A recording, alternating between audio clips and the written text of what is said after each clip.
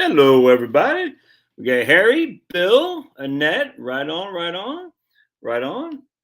Good morning, everybody. Good morning. All right. So, what I want to do to first, before we get into some inflation numbers, because it's going to be fun, I want to slay some cult of personalities. All right. So the biggest cult of the Pope was always a big cult of personality for Catholics. I don't know about other people.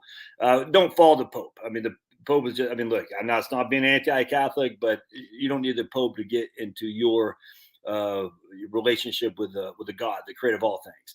But there are other personalities as well, and one is Einstein. In this modern era, Einstein, we got to slay that cult of personality too. And one thing, I just want to read you this from this passage from this book of this woman who's very this is written 1954, and she's a big Einsteinite, if that makes sense. But I still find it funny because we have this idea of Einstein that's not reflected in who that person was, if that makes sense. It's actually there's a lot of dirt on Einstein that needs to be let so we can slay cult of personalities. Fauci, a cult of personality, got to slay him. And for us on the right, got to slay the cult of personality of Reagan and Trump. Trust me, I'm a big fan of Ronald Reagan. But let's not pretend like Ronald Reagan was all knowing all of everything in the Laffer curve. Trump, stop with this Trump. I tell you, man, look, I'll vote for Trump if he wins, but we got the cult of personality is what led us to scientism. I really believe that. Some of these guys, Neil deGrasse Tyson, that guy's just not that bright. So let's not use him as a cult of personality either. So we really got to come after this with all your various cults of personality that we fall for. We got to slay them to recognize they're all human beings. They're all inherently flawed. All of us are.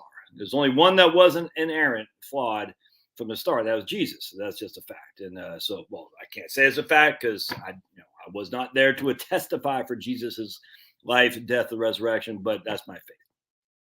So that's my faith that Jesus is the only one who is without sin, not Mary. Everyone else was with sin other than Jesus. So we can disagree on that all day long. I don't care. That's my faith. And your faith is not you guys, but people watch Einstein, the Pope, Trump, Fauci, scientism, Francis Collins, a couple of these other guys, Stephen Hawking.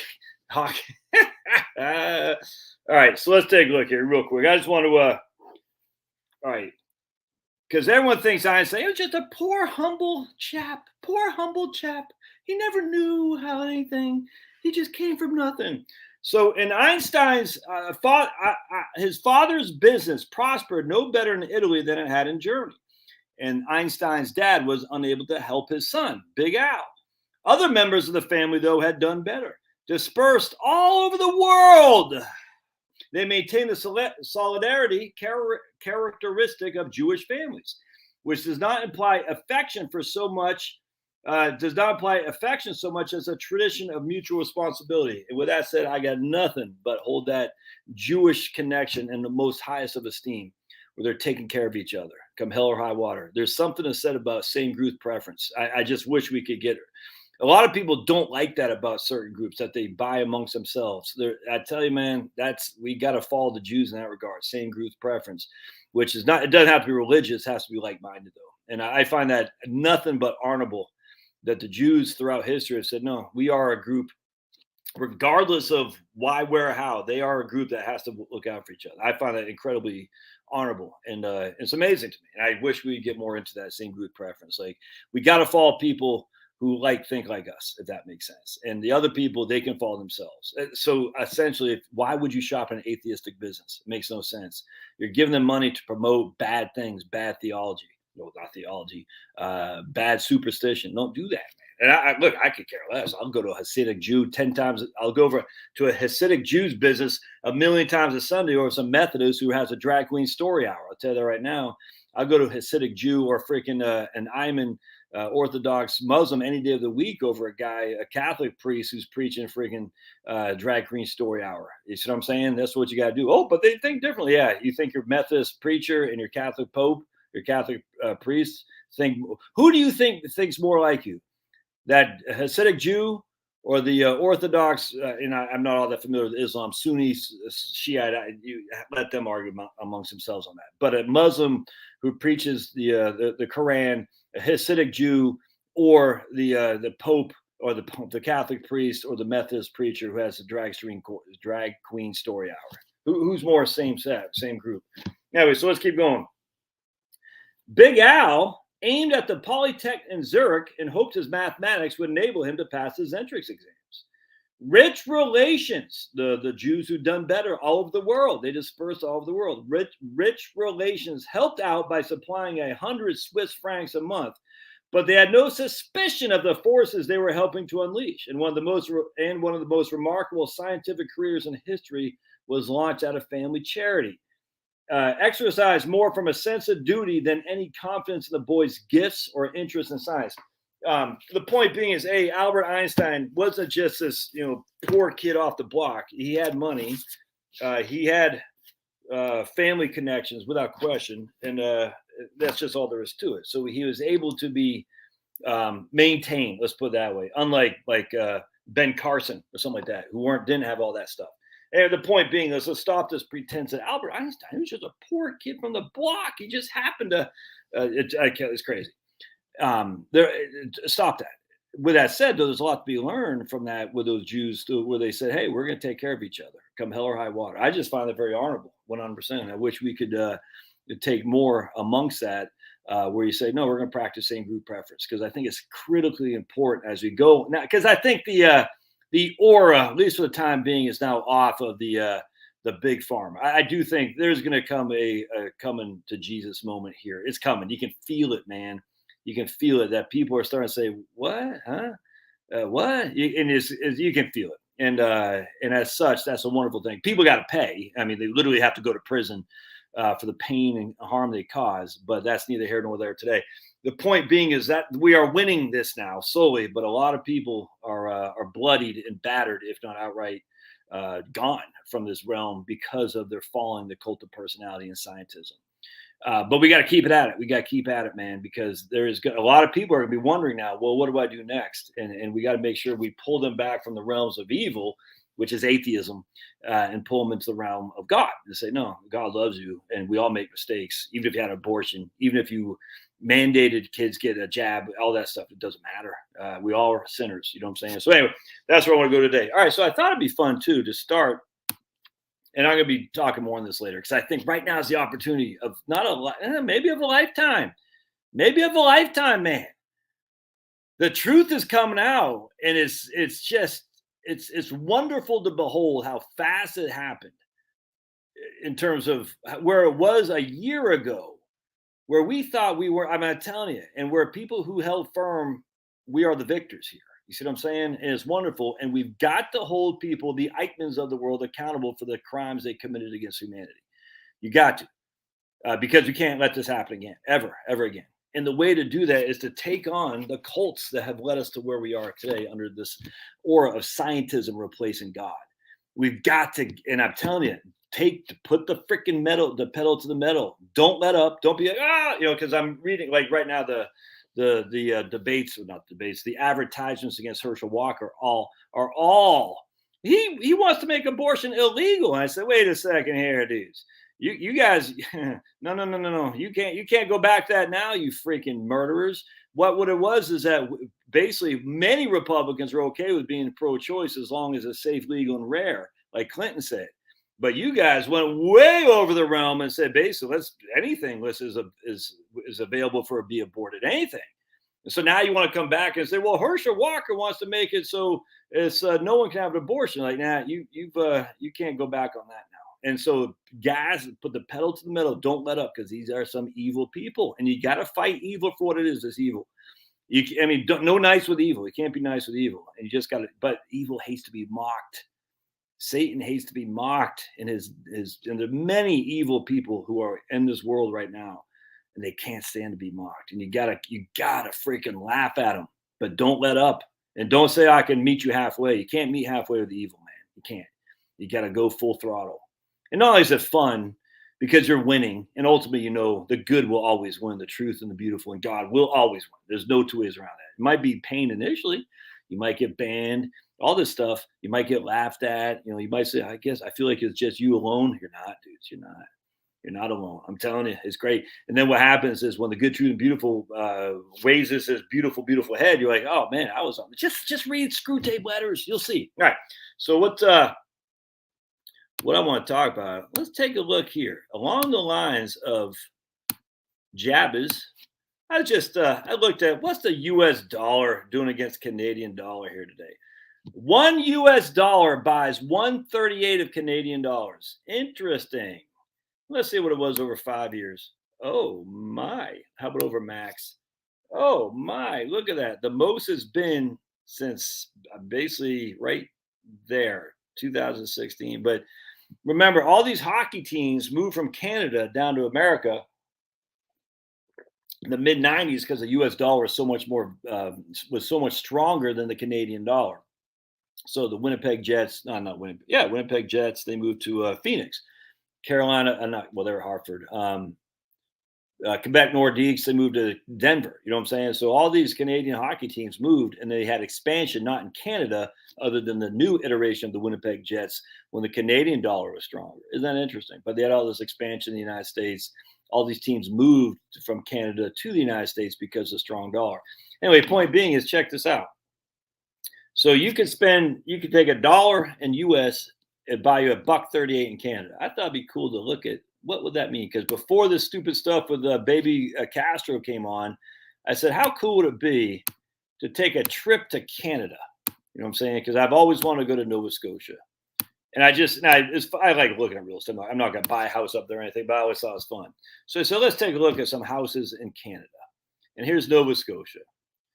$489,000 on an acre lot, 4-bed, 3 baths. That's Canadian dollars, man.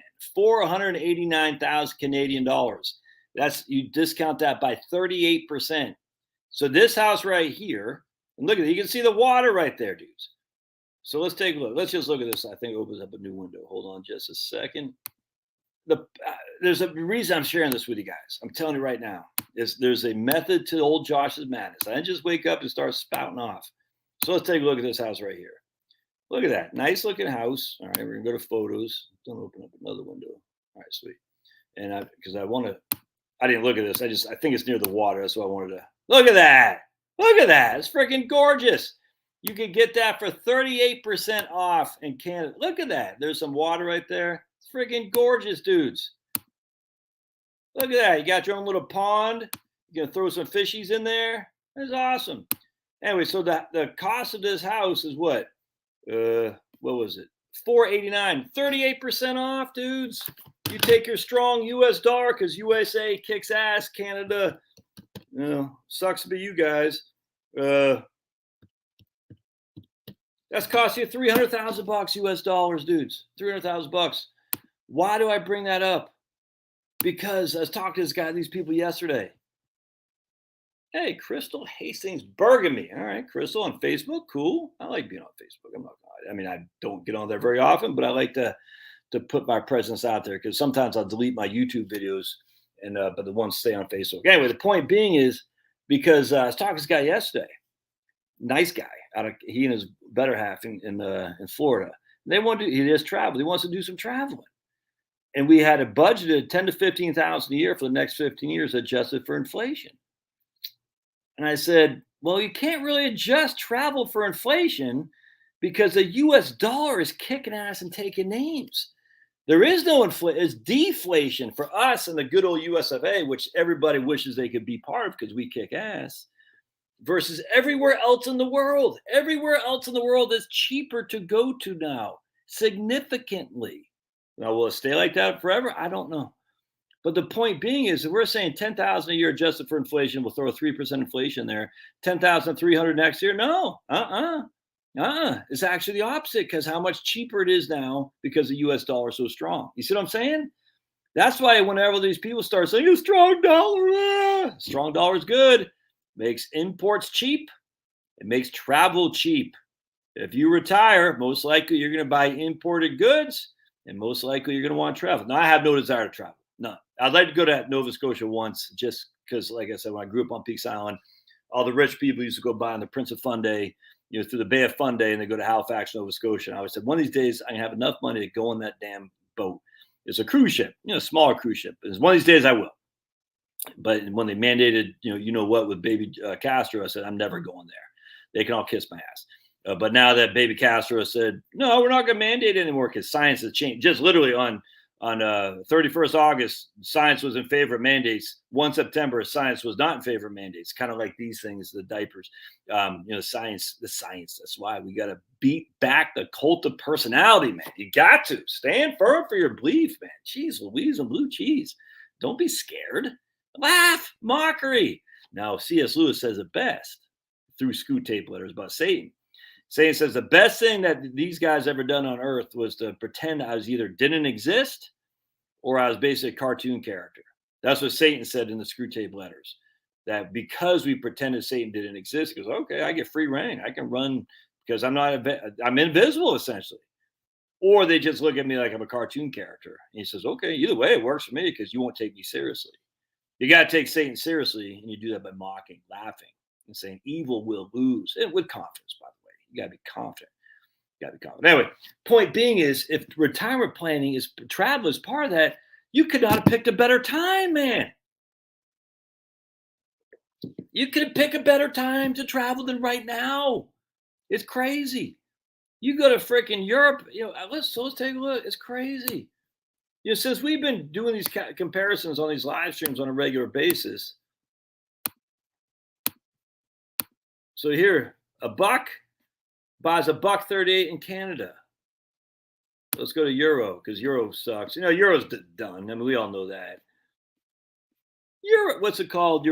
When you're nationalistic, cocky nationalistic. I don't know what it's called, but isn't it awesome being pro-America and knowing that you can be pro-America because you kick ass, your country does, and your countrymen. There you go. U.S. dollar to oops, hold on a second. Screwed up. Yeah, so here, let's go to euro. American exceptionalism. Yes. Where's the euro? Right there. Look at that. Now the U.S. is not only on par with the euro buys $1 buys $1.02 euro. And it's only going to get worse for these clowns. And it sucks to be them. I could care less. It's awesome. Anyway. All right, so that's one of the things I want to talk about. I hate to say benefits of inflation, but benefits of a strong dollar. These guys can't compete. You hear freaking Fetterman now, the stupid candidate from Pennsylvania. Now he's like, I'm all about fracking, even though I don't know if you saw Mark Dice. You should follow Mark Dice. That guy kicks ass. But he did a video just today about all Fetterman's, anti-fracking. But now he's like, no, I like fracking. Yeah, these guys, I tell you, man, it's just like, all the guys who are mandating jabbas about a year from now. So I never did that. I always wanted to be your choice. Pedal to the metal, man. Pedal to the metal. All right. So let's, I want to go now to the big stuff. My nose itches. I gotta stop doing all that cocaine. I don't need cocaine to get hyper, dude. I got caffeine. I got dogs. That's all I need. And I just got my intestinal, what do they say? Intestinal fortitude. I'm just a naturally hyper guy. I don't need cocaine. Anyway, that's why I like beer, though. Beer would calm me down, or alcohol. It did calm me down. You know what I'm saying? Because I'm pretty hyper guy as it is. All right, so let's go to Conservative Treehouse.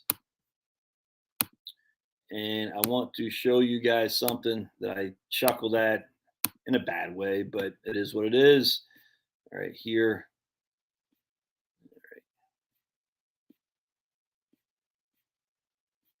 Right here.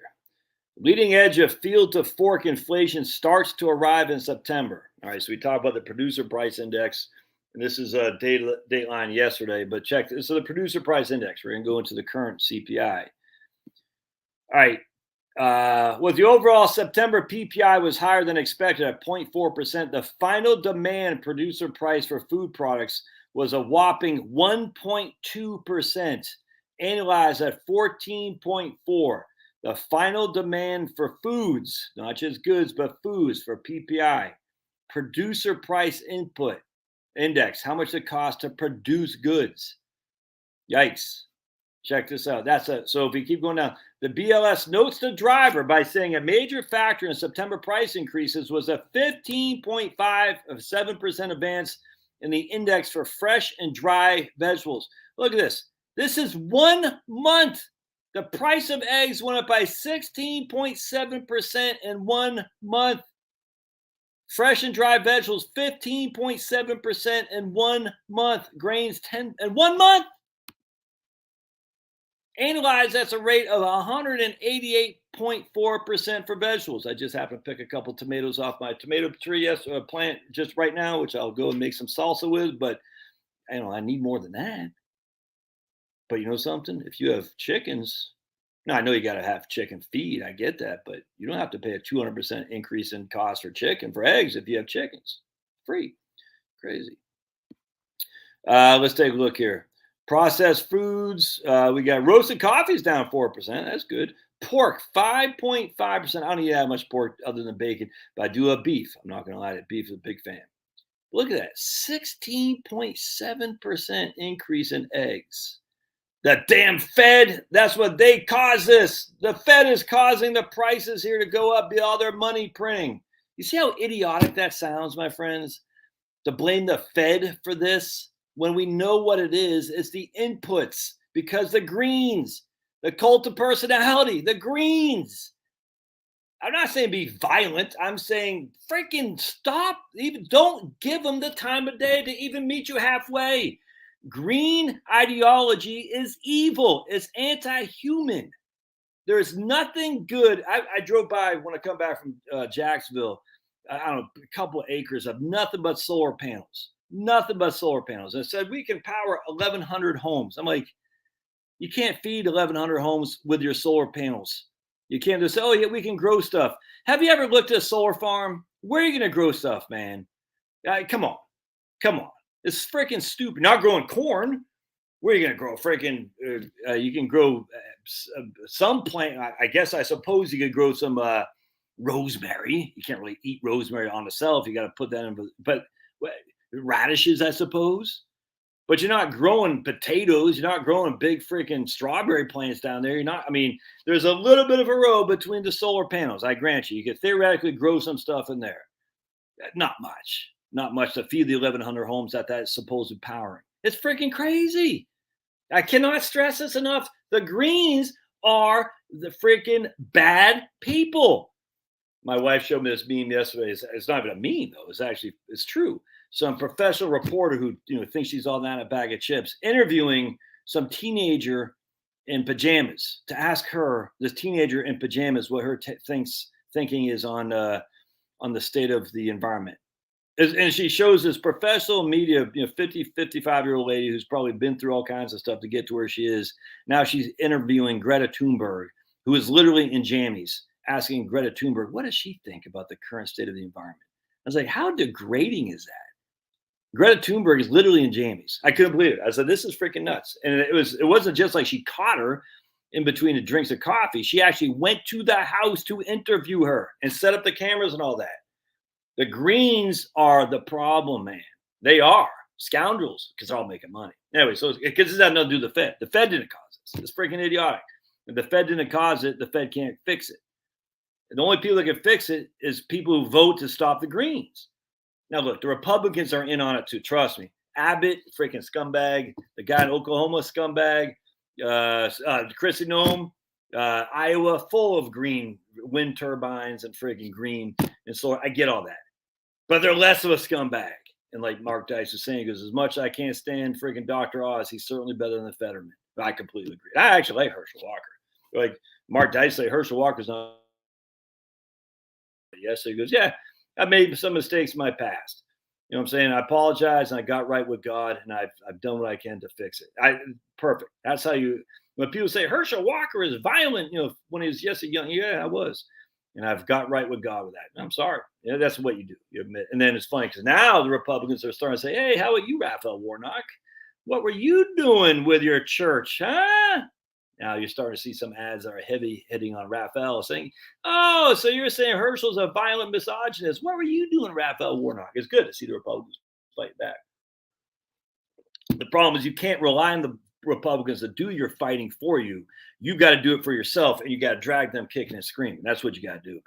The Republicans aren't going to do it. Mitch McConnell's not going to do it. You got to force them to do it, and that's all there is to it. That means you got to have You have to take the arrows. I can't believe you voted for Marjorie Taylor Greene or Lori Boebert, whatever her name is. No. These guys fight. I literally could care less what they do. I just like to fight because all that does encourage other Republicans to fight, because Republicans need to be fighting, man. That's why Trump was such a wonderful fresh air, because he fought.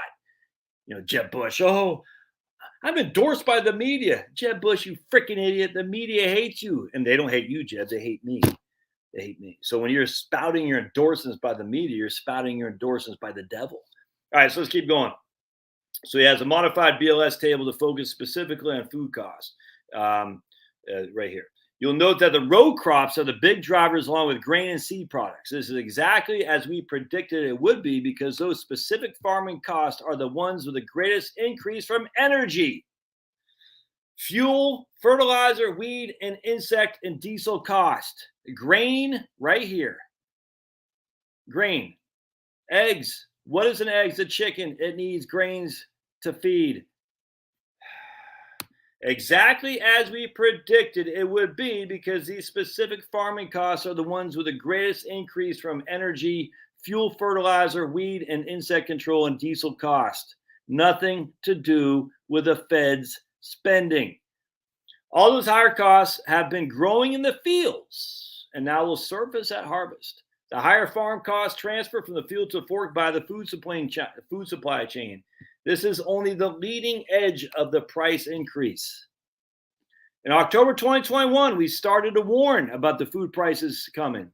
The first was January, February, March 2022. He did, Sundance. The second wave was May through July. He was right. The third wave will be bigger than the first two and starts arriving now.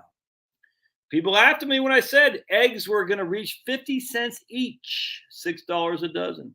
Well, in September, the price of fresh eggs jumped 16.7%. That's an annualized rate of 200%, says Sundance. Let's see if it doesn't open up another window. Yeah, there we go. Right here. With hindsight, you can clearly see the three waves of food price increases from the BLS. 2021, change in final demand from 12 months ago. 10% December, 10% November, 9, 8, 2022. Get ready and shop smart. The October, November, and December price increases in the grocery store are going to make the prior fresh food increases look small, as the full increased costs of farming operations start to arrive at the supermarket. Unfortunately, this will coincide with a huge hike in gas prices, and the national price of natural gas are already going up. Yeah, 100%. 100%. All right, so a couple of things. Actually, I also want to go back, just want to map it on here. Oops, I went to the wrong thing. Hold on a second.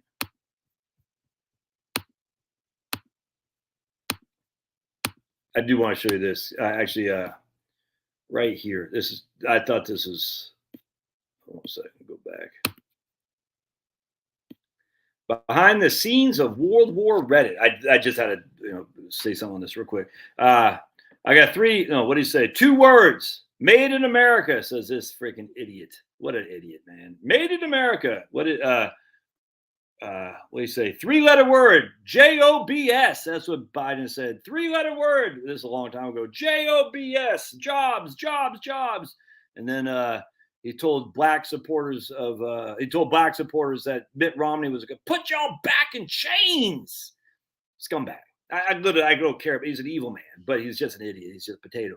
But the people who control him are the bad people. And the funny thing is, the people who control them aren't, the freaking people you see. They're the people behind the scenes. And, who these people are, I don't have, Rockefellers and what, I get all that. But Rothschilds, I get all that.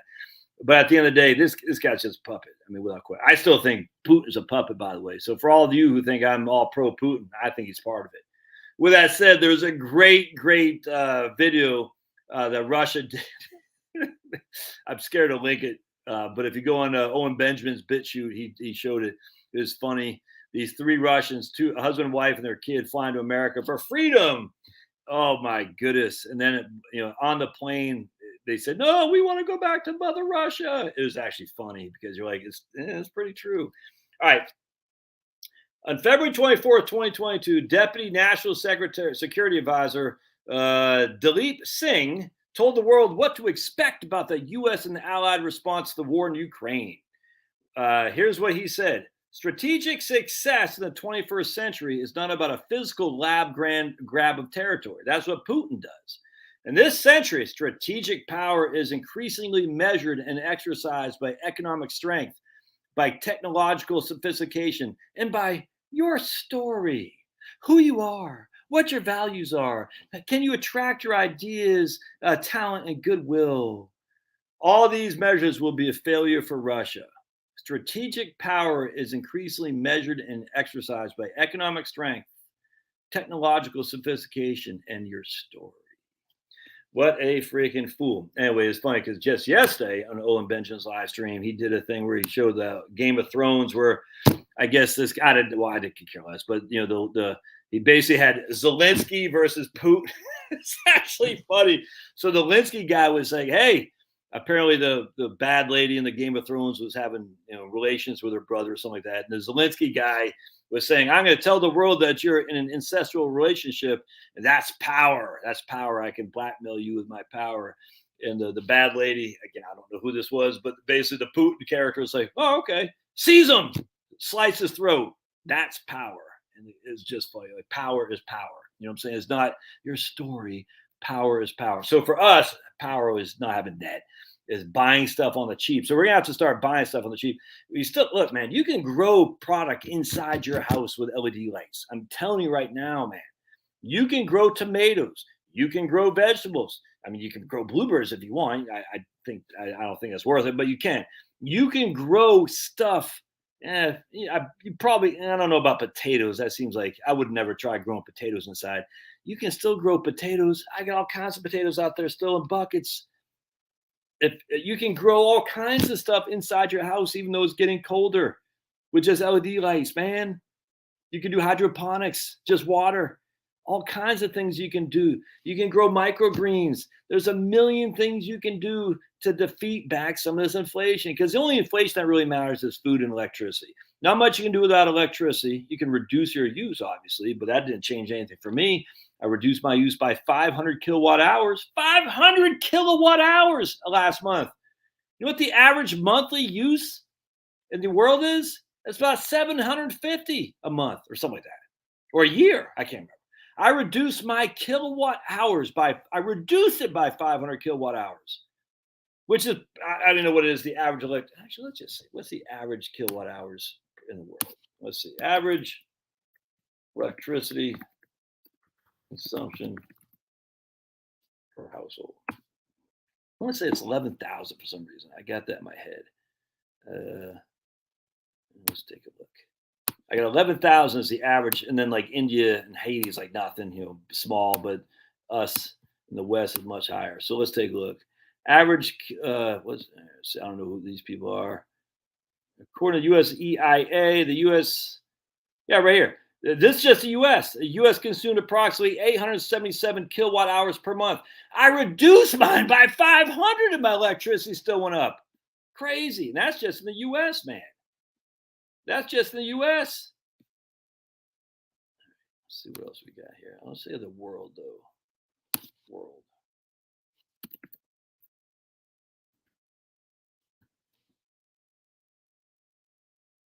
Oh, right. Oh, that's 2020. There we go. Shrink that footprint. All right. Let's see. Across the countries, about 8% of the world have access to electricity. Yeah. All right. Right here. Let's see the world. Hold on just a second. Hold on, everybody. Don't get antsy. All right. Contains electricity. How much for the world? American households. And I got that. Good that. Source of data. Household electricity per state. Don't need that. I want the world, man. Reducing the carbon footprint. Household electricity. Okay.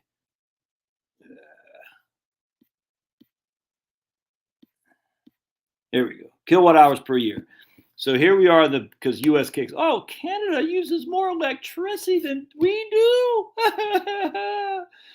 Yeah, U.S. kicks ass. You ever seen watch the South Park movie, man? The first one. Blame Canada. They're the source of all of our problems. I like Canada. I don't like the government, but I like Canadians by and large, except for Toronto. But anyway, so here's Russia. They use 2,400 a year. A year. Yeah, India right there. Not as I reduced my electricity in a month. I reduced it by half what India uses a year.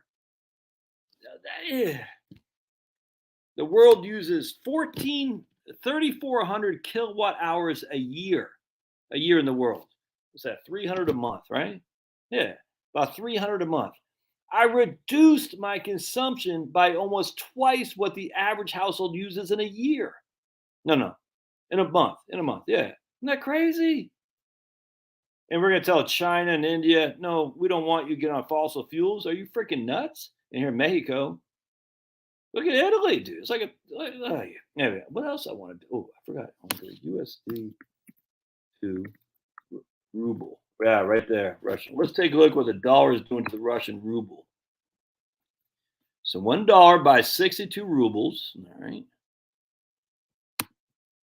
And look at that. Remember, the ruble's done for. Didn't work out like that, did it?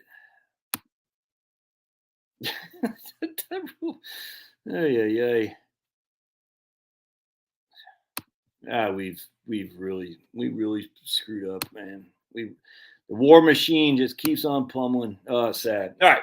So I had that on inflation. I did want to so now I want to talk about this. All right. So we talked about PPI. All right. I want to talk about the numbers here from the CPI, BLS. All right, here we go. All right. I think the markets are getting hammered because once again, the Fed's going to keep raising to beat inflation. Fed didn't cause inflation. Whoa, what happened, man? All of a sudden out of nowhere, what? What happened? Literally, I don't.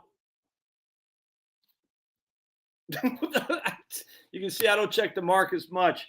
The Dow is up 541 points. What? It went. Let me show. To start the day, it was down that right there.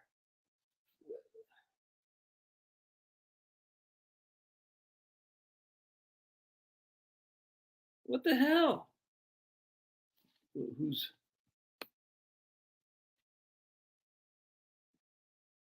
Hello! No, how dare you, Annette? How dare you? Get back to work. Anyway, bounce. But no, Ray. The inflation news came out at 8:30. Markets didn't open until 9:30. The markets went way down to start with. That's not a bounce off the inflation news. That's despite the inflation news. Now we're coming back. So something happened. No, it wasn't a bounce because of the inflation news.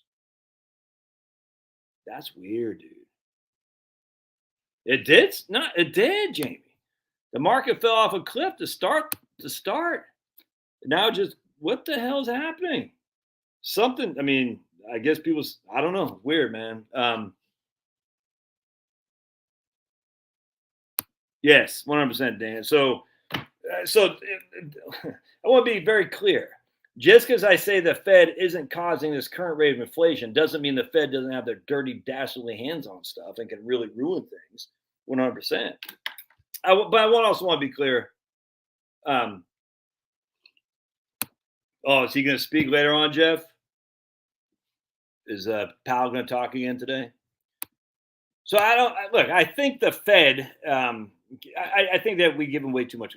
Actually, I want to show you guys something. I know I'm all over the place here today. It's just I just bear with me here, man. I have nothing going. I have no calls today.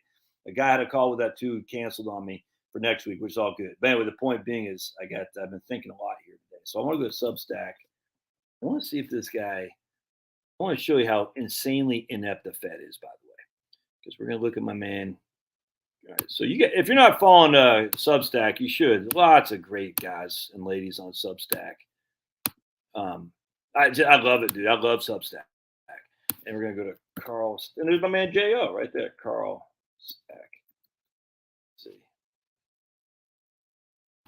Chris Brunette. I'm gonna try to interview him because this guy kicks ass. Anyway, I want to show you something here, if we can.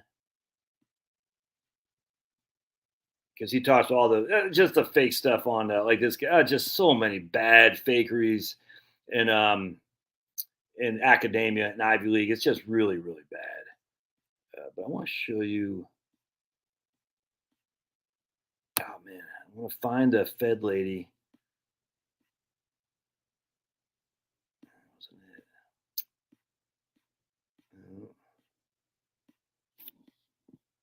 Talked about that already. Hold on just a second. Discriminating illegal. Oh man, why can't I tell you what, hold on a sec. We'll go back to start here. Maybe it was here I found it. Yeah, right here. Oh yeah, sweet. So here is Lisa Cook, and I think she is on the Fed. So Biden's Fed nominee, Lisa Cook, criticized for being unqualified and embellishing resume. And my man Chris Brunette used to write for Daily Caller. Then he went on his own, which I believe is pretty cool. Cook's only respectable publication, which was already thoroughly debunked and shown not to be replicated by economists, some other guy, was further found more glaring fatal flaws by internet sleuths. She's just a liar. This chick right here. The only reason she's getting nominated because she's a black chick. That's it. She's a liar. And yet everyone's like, oh, black woman, oh. Anyway, check this out. I thought it was funny. Who's most famous for her 2014 paper hypothesizing that her database huge drops of patents awarded blacks from 19th century to 20th century was due to Plessy versus Ferguson. That's completely been debunked. Anyway, but this guy, check this out. And they just destroyed this one. I mean, she's like just dumb. She has a massive flaw, but she's going to be on the Fed. I don't know if she ever made it to the Fed, but I thought this was pretty funny right here. If I can find this guy. And she wants to censor people who are not. This is the Fed right here. So here's Zayed Ahmed. He said, I submitted my answer to my Stanford application yesterday, and I was admitted. And here's what he said. Black Lives Matter, Black Lives Matter. So basically, what was in Lisa Cook's tenure packet?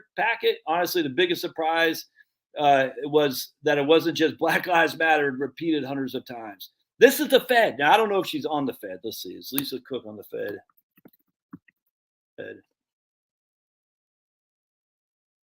Oh, dude, you're kidding me. Took office as a member of the Board of Governors. Yes, she did. Holy crap. And she's dumb as freaking rocks. Oh, you're just saying that because she's black. No, Joe Biden's dumb as rocks, dude. All these Democrats are dumb as rocks. They are. Now, a lot of Republicans are too. Don't. I mean, look, I'm an equal opportunity offender. There are many stupid people. This lady's just dumb. She just gets by because she's black skinned and a woman. If she was white guy, they'd never see the light of day. You know what I'm saying? Ironically, going back to Carl Stack, I want to show you something. But just because you're black doesn't mean you're going to get by. Watch what Carl Stack shows. This is crazy, man. Because he'll show you something here. What's the guy's name? There's a Harvard professor. Not Foster. What the hell is his name, man? I'm drawing a blank. It's not that you're black, it's that you toe the company line. And hold on just a second. What's that guy? Not Foster. I'm drawing a blank.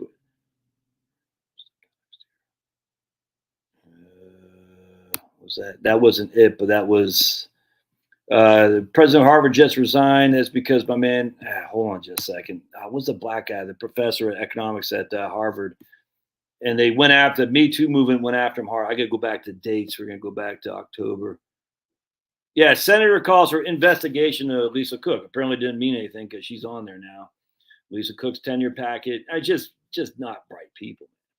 So stop putting your faith in the Fed because they can't do crap. Shots fired of the mass civil war. That's what I'm talking about.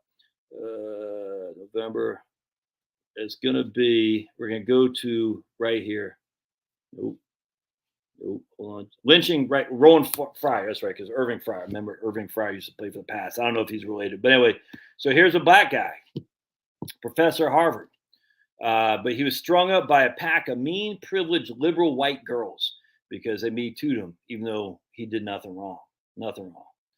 And basically, he should have known as director of the American Economic Association mentorship problem that white women have an unmatched record as racial terrorists with a serious penchant for baselessly accusing black men of sexual misconduct. Now, this guy's a con right here, Trevor Logan, but it's kind of right. So basically, it said he me too. They me too'd him. You know, he's black. He just doesn't. He's not even a conservative. He just doesn't toe the company line. He's an independent thinker. So it's not just because Lisa Cook is black. It's because she toes the company line, like Elizabeth Warren. Elizabeth Warren is dumb as nails too, but because she toes the company line and pretended she was an American Indian, they said, "Oh, they get their diversity quotas, but they don't even care about diversity. They just care about people they can control." If that makes sense. So anyway, the point being is the Fed is run by a bunch of idiots. And the idiots, while they did not create the inflation, they can certainly do harm.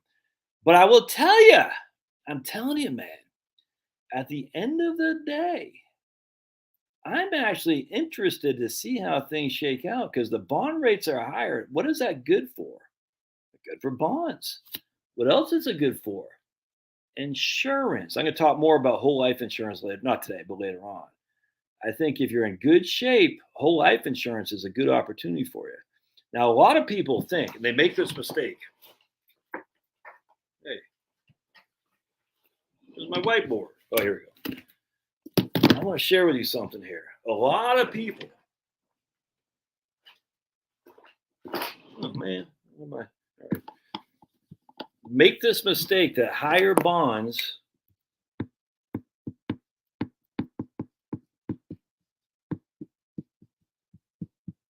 All right. A lot of people make this mistake. Higher bond interest rates lead to higher stocks in the long run.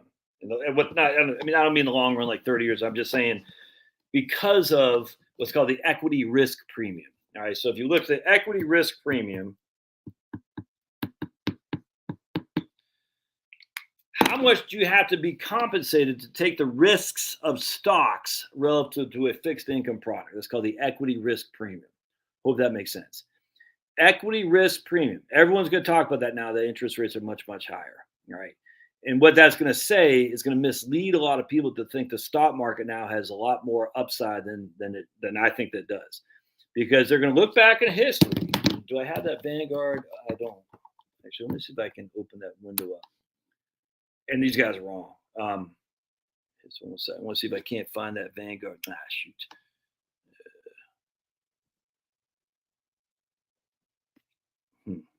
I had it up there. Bear with me just a second, guys. I'm going to go back to Vanguard. Yeah, all right, sweet. Here we go. This is critical. Critically important. All right, sweet. So here's a Vanguard. This is their Vanguard portfolio allocation models. Right now, I don't care that much about it, but I want to show you something. We're going to go to 100% bonds. The average of 100% bonds is 6.3. All right, so we're going to use bonds in blue. Actually, I wish I'm using my clean shirt to wipe this up. Kind of dirty. All right. Average bonds, 6.3% going back to 1926. We're going to go to stocks now. Stocks are 12.3. Well, I guess we'll use that. I don't like that, but whatever. All right, so the reason I like that because usually equity risk premium is about 4%, 10 for stocks, 6 for bonds. But okay, we'll go with it. All right, so basically, what people will say is the difference between these two are the equity, what you're being compensated for taking the higher risk, because stocks can literally go to zero. Well, in theory, bonds can't. I mean, bonds can, but bonds will pay principal and interest as long as the issuing company stays in business. Not that many bonds go bankrupt. Thus, you don't have the risk as inherent as stocks is going to zero, if that makes sense. I challenge that, but be that as a man. If you bought a government bond, there's no risk of bankruptcy. Thus, if you bought a government bond, you got 6.3% as your guaranteed risk-free rate, then you would need to be compensated much higher than that for the volatility of stocks. Hope that makes sense. Now, the reason I challenge that is because, well, as we're seeing right now, bonds are just as volatile as stocks. Not really, but we're seeing a bond market We're literally in history right now. I hope you guys are patting yourself on the back. We've never seen this before with bonds. It's nuts. I think it's pretty cool. If you can survive this, you're freaking, dude, you're kicking ass. Bonds have never been like this. It's amazing. I hope people give themselves some credit for hanging in there. If you can hang in there now, dude, you've never seen a bond market like this ever. And that means because most people who are retired or about to have heavy bond presence more than they did before. You've never seen this before. If you're still hanging in there, you're kicking ass, man. I got nothing but respect for people who are. So anyway, point being, so our equity risk premium here is 6%. That's too high. Because if you look, I actually use a 4% equity risk premium. So basically, the thought process here is, I got stuff on my hand. Doesn't smell. Wait, do you smell? I had some lady from Florida sent me some smelling ones, which I love, because I'm weird like that. All right, so what we're going to look at here is we're going to say, okay, so the 10-year Treasury right now is at, we'll just say 4% on the 10-year Treasury. Am I boring you boys? Huh? Just got back from a big old walk, and you both took big poopies. Remember the Jurassic Park where the Triceratops took that big old poop? That's about the size of Finn's poop. When I'm walking, he doesn't poop very much when I'm taking him for a walk, but today he did. And I was like, dude, we need a freaking shovel for that. Anyway, so right now the 10-year Treasury is at 4%. All right. This is our risk-free investment, 4%. Thus, if we have an equity risk premium of 4%, we should expect what for our rate of return on stocks? All right, so I'm going to pause and see what you guys are. Right. What should I like how Andrew said Dave Ramsey is right. No. Is implies the future. Was right implies the past. Saying 12.3% is our long-term projection on stocks is not, that's speculation. Just be clear there. If you expect 12.3% on stocks, I hope you're right. I don't. So remember, the risk-free investment right now, 10-year Treasury bond. Oh, Denise, is 4%. We expect a 4% equity risk premium. Thus, stocks should give us what for rate of return?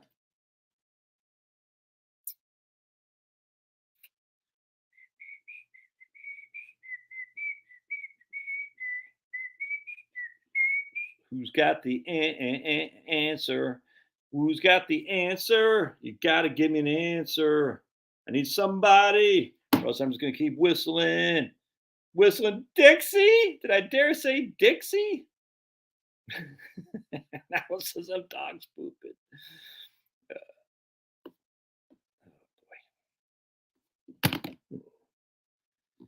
Oh boy.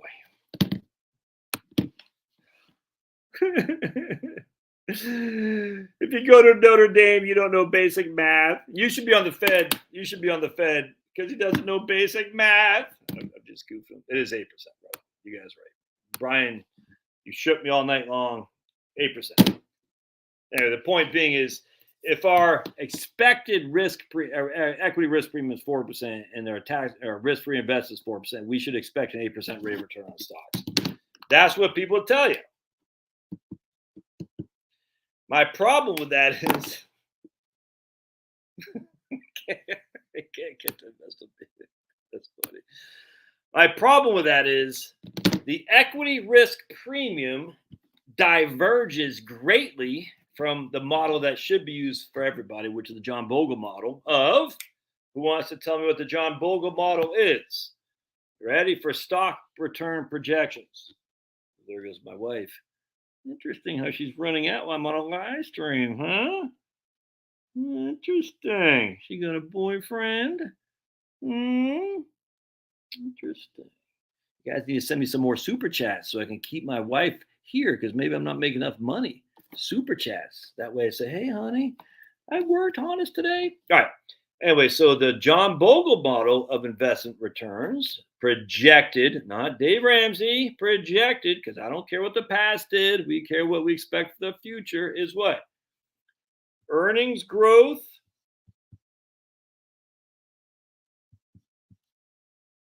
plus. So this is basic Milton Friedmanite. And I'm a fan of Friedman. I just find inflation is always and everywhere a monetary phenomenon. Not now, dude. Earnings growth year over year plus what? You'll see the big question mark. This is the John Bogle model of how to project stock returns. Notice there's no equity risk premium here. Earnings growth year over year plus question mark. What is dividend? Look at my man. The guy from Maine, of course, gets it because Mainers are so smart. You have to be if you're from Maine. It's just the nature of the beast. Plus dividends, 100%. Earnings growth year over year plus dividend. It's actually the yield, though. Dividend yield.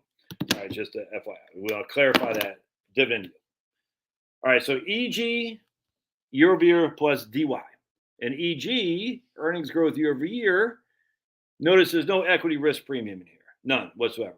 It just happens to be that dividend yield plus earnings growth year over year has almost, hey, look at Marie, give me a $20 super chat. Oh, thanks, Marie. Look at that. Marie kicks ass.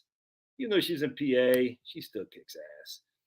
Well, you guys who don't super chat, so I don't keep my wife, you guys, no one cares what Charlotte leaves me. Charlotte's probably going to go for, because she's Irish, she's like, I'm going to leave you for Notre Dame Irish who doesn't know math. I know who this guy is, so just FYI. We're just joking. Some of you guys got sticks up your butts. You're like, yeah. Anyway, so notice earnings growth year over year. What is earnings growth contingent on? Well, the profitability of your company, man. So a lot of these people are going to say, oh, my goodness, Josh, the stocks are going to be so much better now because bond rates are so high. I'm like, you friggin' fools. Fools. It's like CO2 increases CO2 leads to temperature increases. No, it's the other way around, man. It's the other way around. Temperature increases leads to increase in CO2s. But we can argue this till we're blue in the face, but there's no exact equation that says increase in CO2 leads to temperature increases. You cannot say that. Can I explicitly say that increase in temperatures leads to CO2? No. But it's complete. There's no correlation leads to causation. None. That's why this whole thing about CO2 increasing the temperatures. We're all going to die from global warming. Oh, I got to show you. Oh, man. I almost forgot this. Remember how I said the Greens are the evil people we got to watch out for? Check this out. You guys want to get it? You guys want to laugh? You guys are going to laugh your butts off here. I thought this was a joke.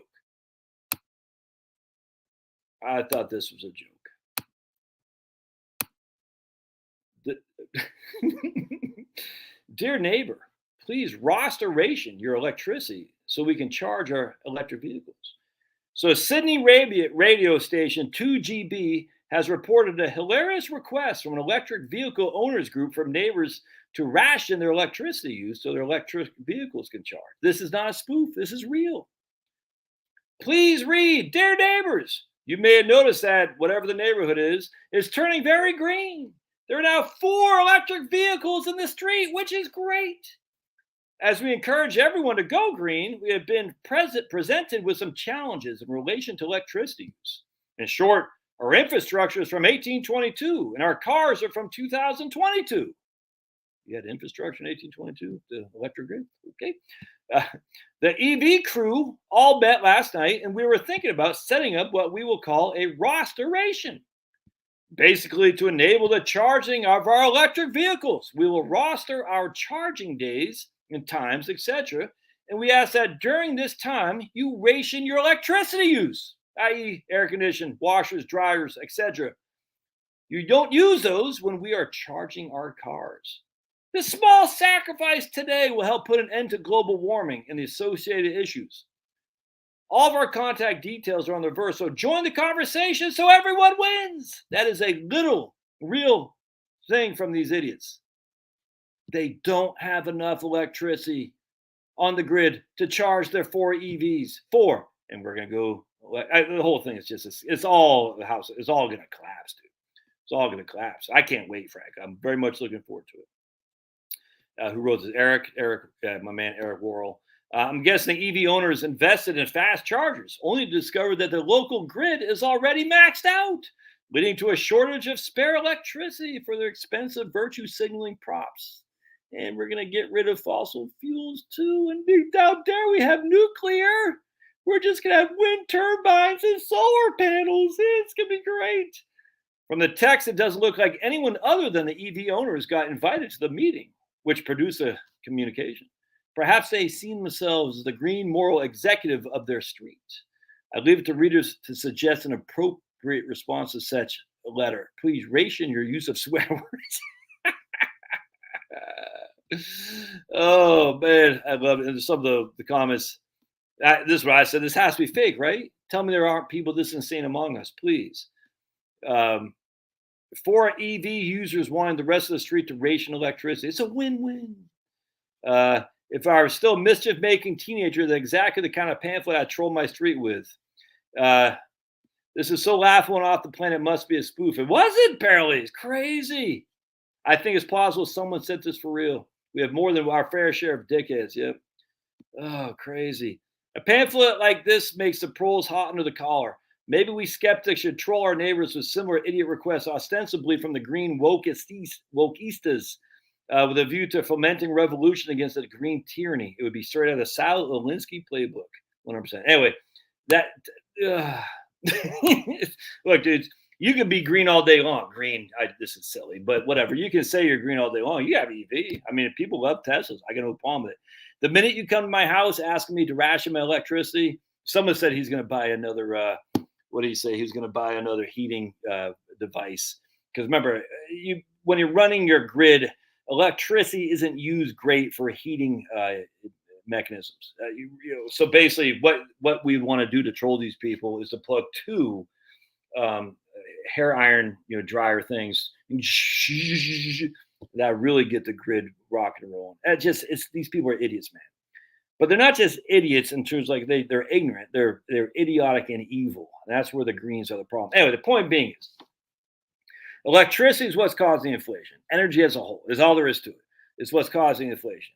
It is going to come back down to earnings growth without question. Some of this can be passed on to the consumer, but the consumer can only pay so much before they start looking for what's called, where's my man Ray here?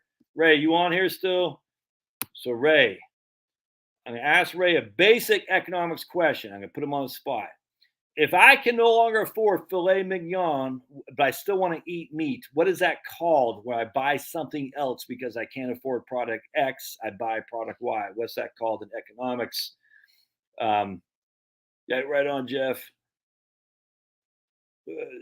Denise said, what are the other reasons that Charlotte may be out? I have to go to Publix. So what happens now if company A is trying to pass on to the consumer the high cost of the energy that goes into their inputs, i.e. we just talked about that to start this video off with the high cost of energy we've seen in grain and eggs and things of that nature. And Bray might not be on here. Let's see if he is. I'll give him a couple more seconds. So what is the economic term? I can't afford X, but I want something similar, so I buy Y. I'm just going to say it's called the substitution effect. All right. So basically, if I can't afford to go to Starbucks, but I still want coffee, I'll go to Maxwell House or whatever. I don't know what it is. Whatever the cheap stuff is. You know what I'm saying? Right on, boss. To it. You got it, man. Good job. Good job. That's right. Substitution effect. So if I'm expecting my earnings growth based on my ability to put my price hikes into the consumer to pay and keep my earnings at the same, that's not a good assumption to make. In fact, it is poverty when you start substituting things, find a suitable substitution, which we will look at actually. If I can find the book. So remember, I share with you guys the book, A Savage Continent, what happened after World War II. It wasn't the war itself that caused a lot of damage. I mean, it did, was the aftermath of that caused huge amounts of damage because of the scarcity, which caused inflation. It wasn't the Fed, it was the scarcity. And ersatz means scarcity. So ersatz in the Confederacy, shortages and substitutes on the Southern home front. Tons of good pieces in here about what they had to replace. Let's see, I got a couple notes in here. I can't read my own handwriting. Hold on a second. I've written a couple things down to Okay. I don't know what I got a thing. All right, here. Addressing the people of the Confederate States, the stupid president, Jefferson Davis, admitted that an overconfident attitude had been assumed by most people early in the war, and that unless food crops and livestock are immediately substituted for cotton and tobacco, the consequences might prove serious, if not disastrous. Anyway, the point being is when you have a substitution effect, what does that do to your earnings of the companies who were not preparing for the substitution effect? And you're going to have a substitution effect. If eggs are going up at 200% clip year over year, people are going to buy less eggs, or they're going to grow them at home. Ideally, they're just growing their own chickens. You see what I'm saying? I'm not growing chickens. I mean, maybe I will. We had chickens when I was a kid. It's not that hard, but frankly, I'm kind of lazy. But if I had to pay instead of 50 cents an egg, I'll quickly find a way to grow chickens. So if your company is based on you'll be able to transfer that cost of 50 cents an egg to the consumer said, I'm not going to buy that many chickens, grow that many eggs. So what happens now is we have less consumer spending. Not only are you less able to transfer the cost to the consumer buys less stuff, which does what? It contracts your ability to make money, man. And contraction of the ability to make money does what? It hurts your earnings growth. So if your earnings growth is not what you expect, and typically people expect a 6% earnings growth year over year with a 2% dividend yield. That's what you'd have to get the equity risk premium of 4%. Never mind 6%. You're not going to get a 6% earnings growth year over year with massive inflation. It's not going to happen, man. I'm telling you right now, the whole point about this exercise is bonds look more attractive than stocks to me because the bond yields are at 4%. The risk-free yield is 4%. It's the earnings risk premium, I could care less about that. I care about earnings growth. And where is the earnings growth going to come from if the cost of the inputs are going through the roof for us to buy the stuff that we need, which is food and electricity? You're not going to be able to go and buy the conspicuous consumption products that we've all been accustomed to for the last 20 years. As such, those stores are going to have a hard time making profits, never mind making earnings growth year over year of 6%. Ain't going to be there. On top of that, what affects earnings? Cost of debt service. So now companies still got to issue debt, right? Of course they do. So they're still issuing debt. Now they're issuing debt of 4 and 5%. What does that do to your bottom line for your earnings growth? It reduces it, man. It reduces your earnings growth because you're paying more to service your debt. All these people are out there saying bond market is going to get crushed even more. I'm like, okay, maybe. How? I mean, all right, so the Fed raises another 75 basis points. Do people see this another cult of personality that I want to kill? Is not kill, destroy the what's the word I'm looking for? I got to be careful. Obviously Paul Volcker is dead, R.I.P. To destroy the aura of these men and women, but men, Paul Volcker, Einstein, all these people, the Pope, Ronald Reagan, Trump. Destroy the aura of these guys because the aura is leading us down a dark, dark road. Oh, if we just raise interest rates to 20%, we'll whip inflation then. Why? Well, that's what Volcker did. Oh, interesting. So the 18% inflation interest rates he had 3 years previous, that didn't whip inflation. But we magically went over the 20%. That just suddenly whipped inflation now. Okay. It's kind of like my man Tom Cowan says, Dr. Tom Cowan about hearts. His book, Cosmic Heart. Human heart. He says, isn't it weird? If you have a 95% blockage of one of your arteries, people say, oh my goodness, you're at risk.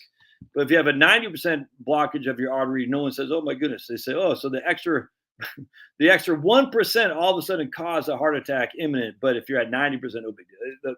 I'll let you read this. It's actually, I wonder if I can find that. It's one of the best pieces of anecdotal, I don't know if it's the right word, evidence I could ever find, but hold on a second here.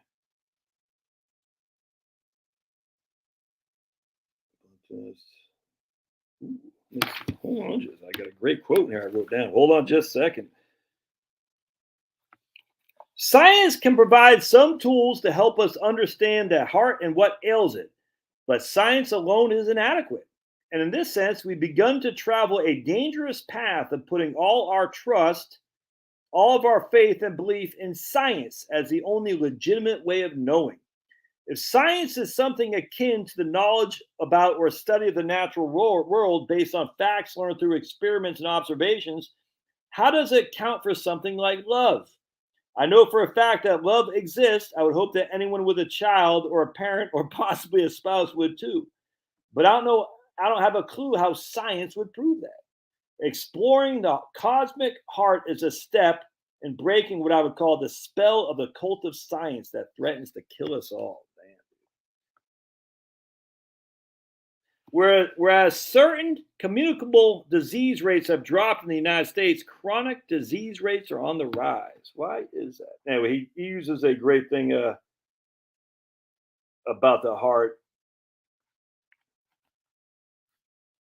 I'm not going to be able to find just so much. It's such a good book, dude. I mean, look how small it is. But this is Cosmic Heart, Human Heart by Thomas Cowan. Hold on just a second. I got another.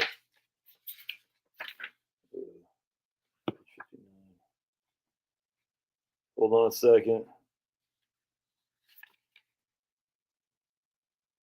If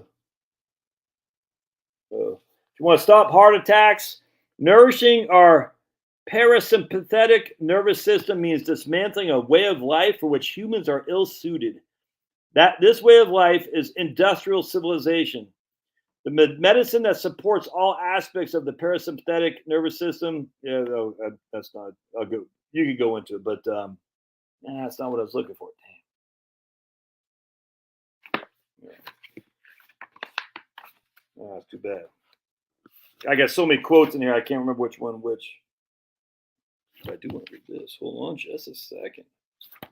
Hold on just a second.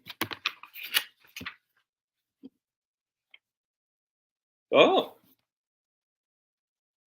Man, shit. Whoa, I didn't realize this. People who lived in geocentric model generally lived in sustainable societies for thousands of years, often improved the health of the ecosphere, including plant, animal, soil life, did not cause widespread extinction of other animals, had no toxic or carcinogenic chemicals in the breast milk, had no heart attacks ever. People who believe the heliocentric model generally live in unsustainable societies, compounding the depletion of stored resources each year. Degrade the health of the biosphere to such an extent that it results in massive extinctions and widespread desertification. I don't know if I agree with that, but okay.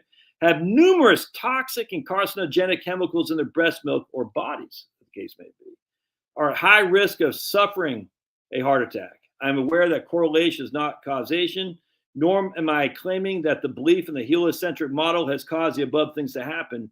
At the same time, it's important to acknowledge that the shift from the geocentric to the heliocentric model paradigm has had a massive turning point in the way humans interact with the world around us. And from this turning point, so many catastrophes have followed. Man, I didn't even recognize he had written that. That's fantastic. All right, I think that at the end of the day, if you're discounting bonds, I think you're making a crucial mistake. Crucial mistake. And the reason for that is simple, because they're not, like they do whatever they want. The Fed's full of idiots. I get it, but at some point they're going to stop raising because they recognize that they have no control, and they are hurting. They are hurting the economy with the cost of funds. That's a fact.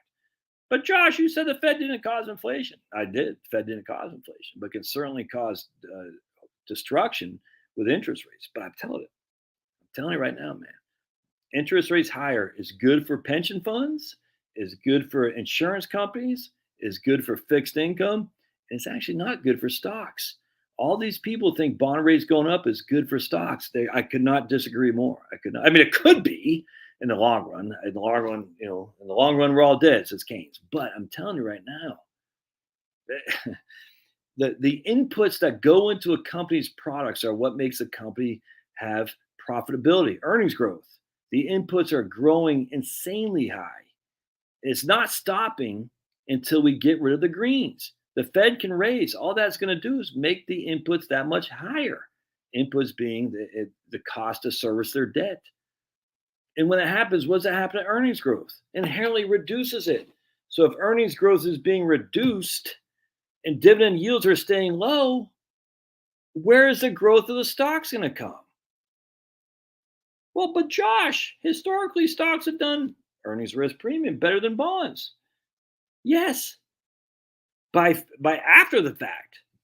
But Josh, Dave Ramsey says 12.3%. It's idiotic, man. It's an idiotic thing to say. To presume that the stocks are going to do that because they have done that in the past it's idiotic. I did a video just a couple of days ago about if you look at the totality of the equity markets for country, we're the number 3. You know what I'm saying? And it's basically over the last 100 years, if you look at the totality of all the different countries and all the different times and whatnot, we by hook or by crook, we're the number 3, and but that doesn't mean we will continue to be that again for the next 100 years. In fact, I don't think so.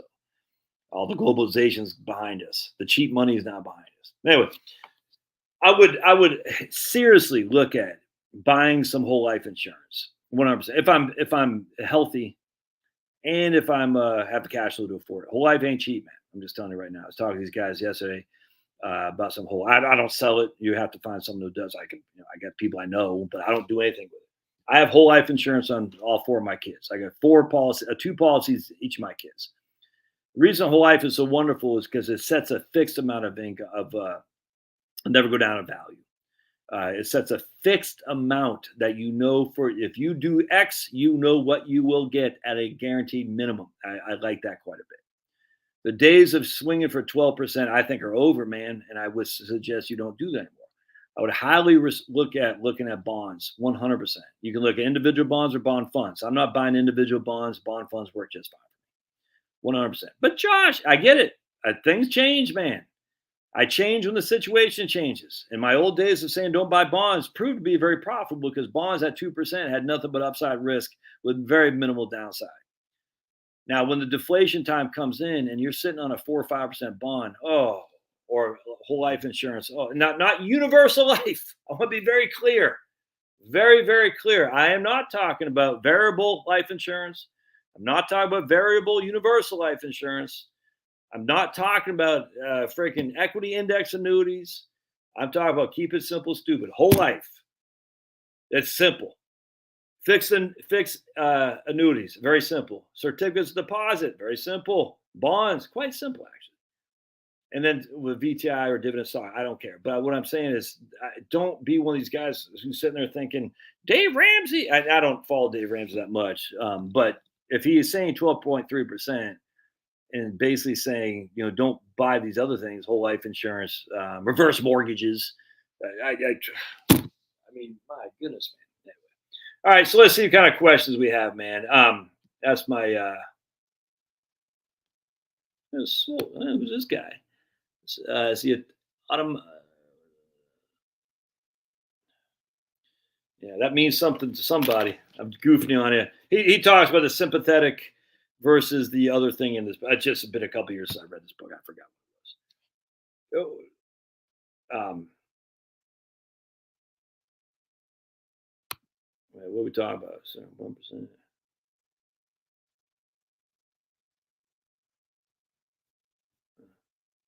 But good. He does talk about something along your lines, soul. All right. So let's see what we got here. And again, it's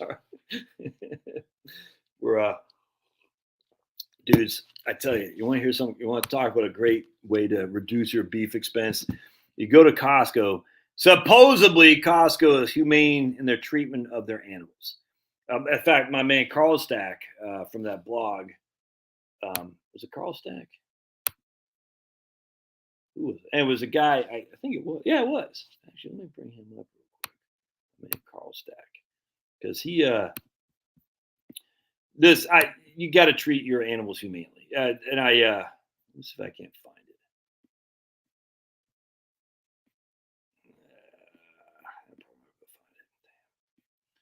Oh, right here. This is actually I very much enjoyed this. You should follow this guy, man. Love this guy.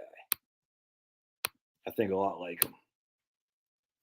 I dated a vegan girl once, and she made me swear up and down that I would use my Substack platform to highlight the animal rights issues. Of course, I said yes. What am I going to say? No. Consider this article, then me keeping that promise. All right, so I want to show you. This really, really pisses me off. But you must be a liberal because I want to protect God's animals. It's crazy.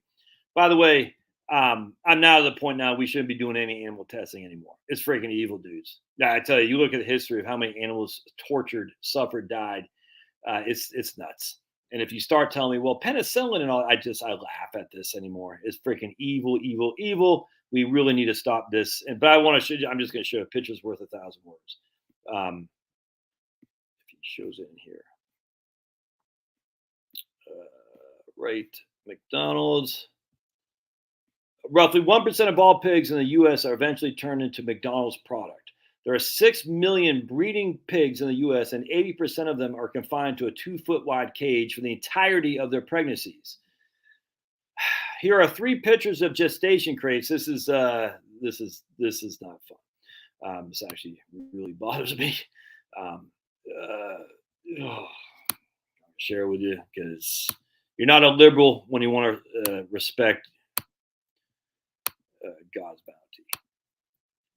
This is just look at that. That's a pregnant pig, man. That's freaking evil. I don't want to be eating pregnant pigs that are confined like that. I don't want to be doing that. Must be nice. Yeah, well, I'll take my money someplace else if I got to eat that because that really bothers me, and as it should do, and it does too. Anyway, here's another one. Let's see if we can close this guy out. This is called gestation crates. And again, the picture's worth 1,000 words. And if I'm eating this stuff, shame on me, and I'm ashamed of that, and I don't want to be doing that anymore. Actually, I'm not sure what that is. Let's see. Do we got a picture of this? Nope. I'm not sure that's a right. Yeah, I'm not sure. That said that might. I'm not sure what that was. Let's see here. We look at that. Hold on just a second.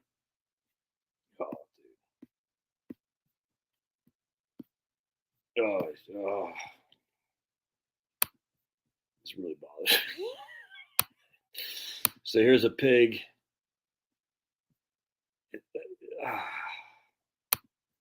Can't be doing that, man. Anyway, that really breaks my heart. And if I'm eating pigs that are confined like that, that's bad. I shouldn't do that.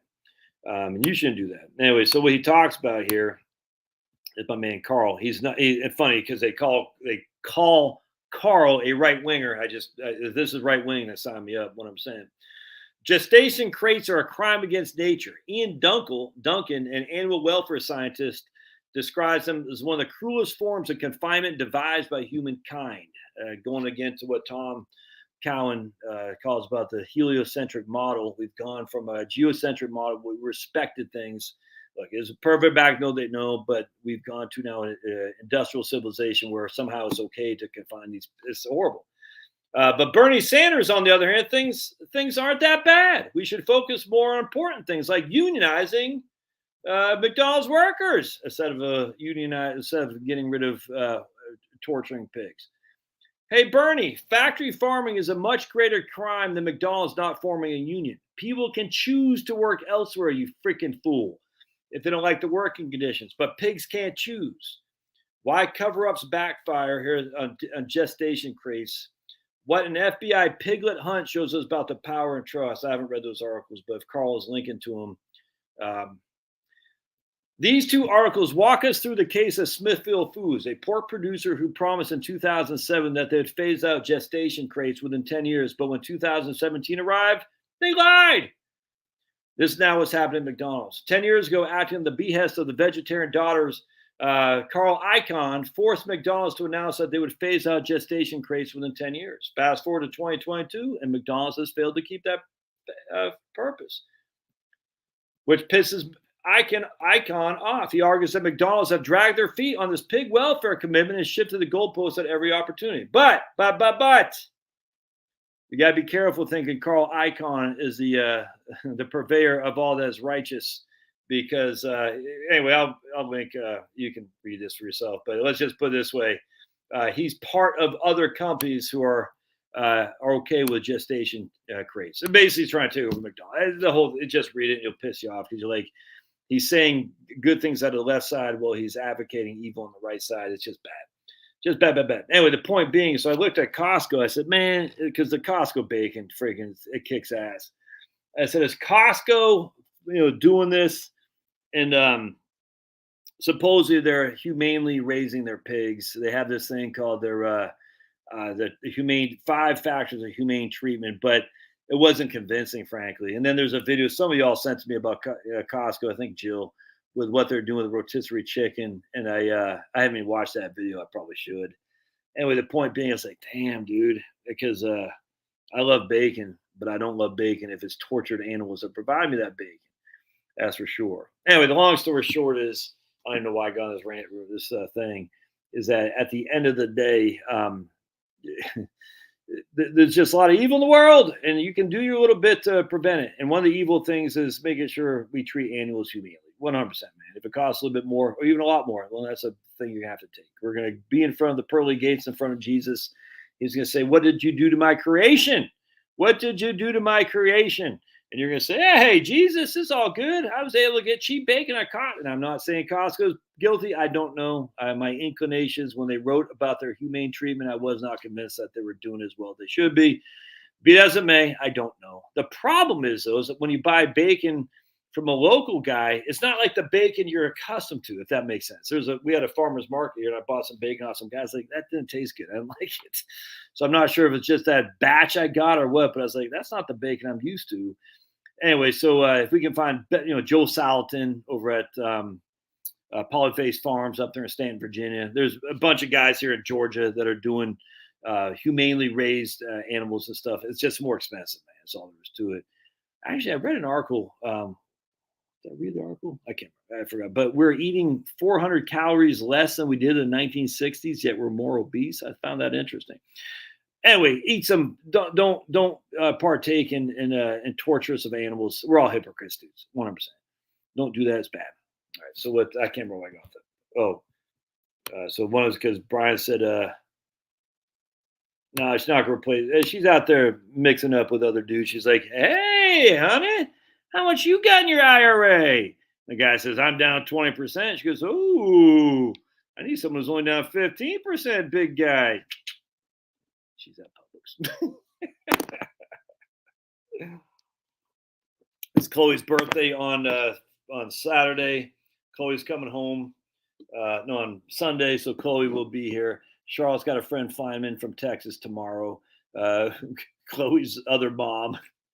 And so she's been like a robot trying to clean the house. And I actually made some bacon yesterday, and I made a big old mess. Let's just put it this way. I was in timeout. I'm still probably in timeout, frankly, for making the mess I made.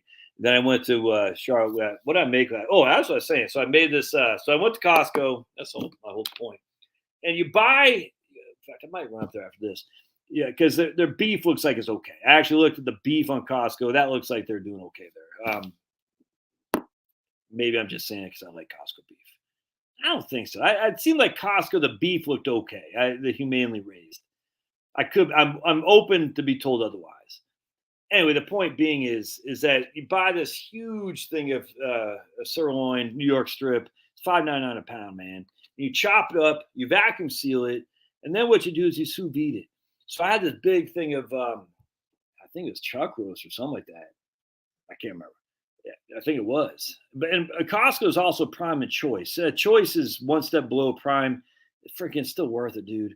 So remember, the USDA, they rate it based on marbling, and prime is, the cat's meow, but choice is just fine. So prime, choice, I forgot what's underneath that, but Costco is all prime and choice.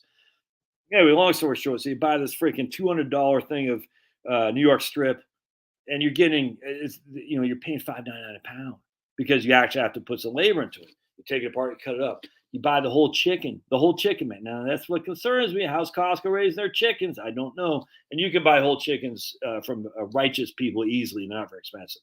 Anyway, you buy the whole chicken. You can cut your own chicken breast.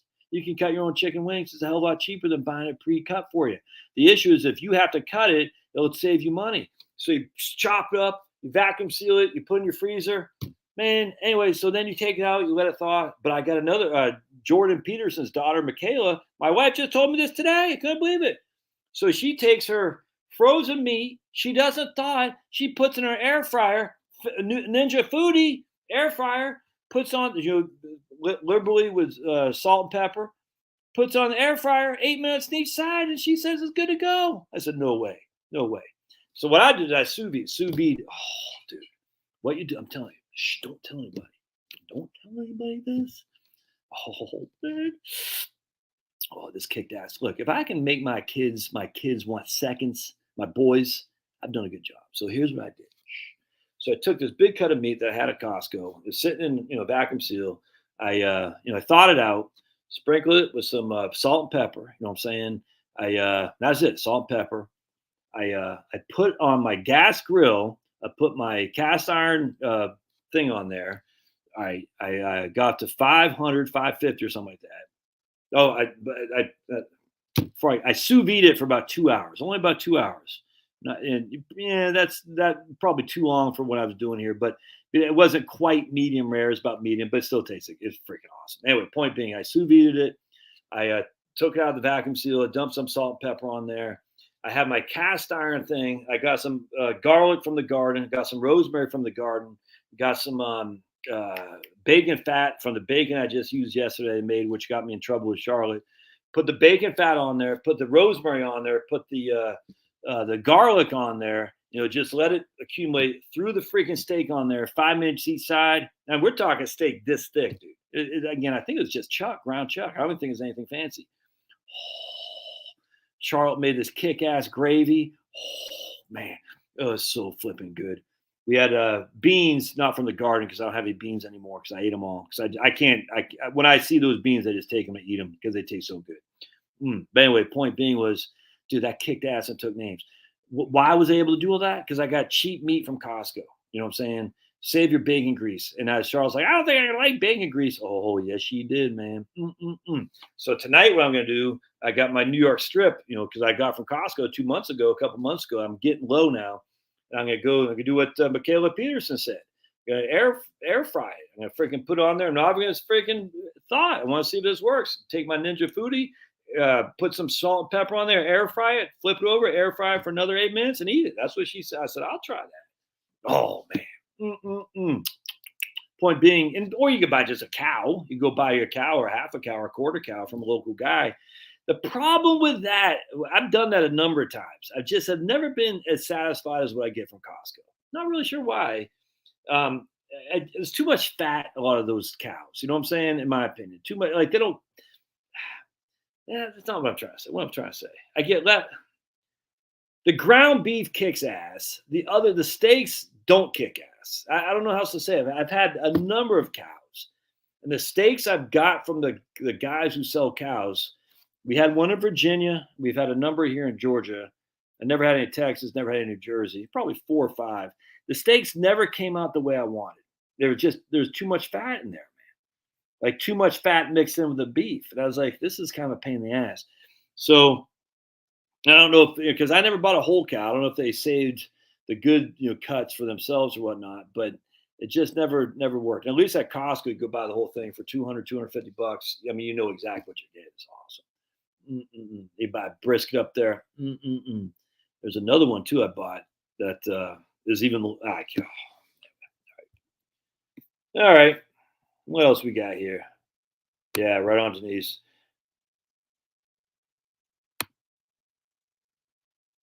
I don't think so. No, I knew I disagree with this. My man Jamie says he likes to go behind me. He said China growth is looking like the U.S. after World War II. They have so much manufacturing there. I don't think there's anything comparable. Nothing at all. You know what I'm saying? And the reason is because they've already had their growth. When the guy after who succeeded Mao, Deng Xiaoping, is that his name? I forgot. To be rich is to glorious. They've already done that. Now they got debt coming out of their wazoo. I don't think so at all. And by the way, as much as the U.S. is nuts, we are still moderately capitalistic. You know what I'm saying? we still are entrepreneurial, and the Chinese aren't. Man, they're just not. It's all big, top down stuff. I don't. Some people on my side are taking a keen to China because they're anti woke. No, I'm not like that at all. I don't like the government there. It's weird watching some of these guys because they are so their animosity at the woke stuff is so great that they think China is better. I find that no, I don't like that. My side, when I'm saying my side, my what's the word I'm looking for? My conspiracy theory side, if you will. With the fake moon landing, the people who I follow, they're like, oh, China, they're so anti woke, they're good. No, like almost like the enemy of my enemy is my friend. Nope, nope, not at all.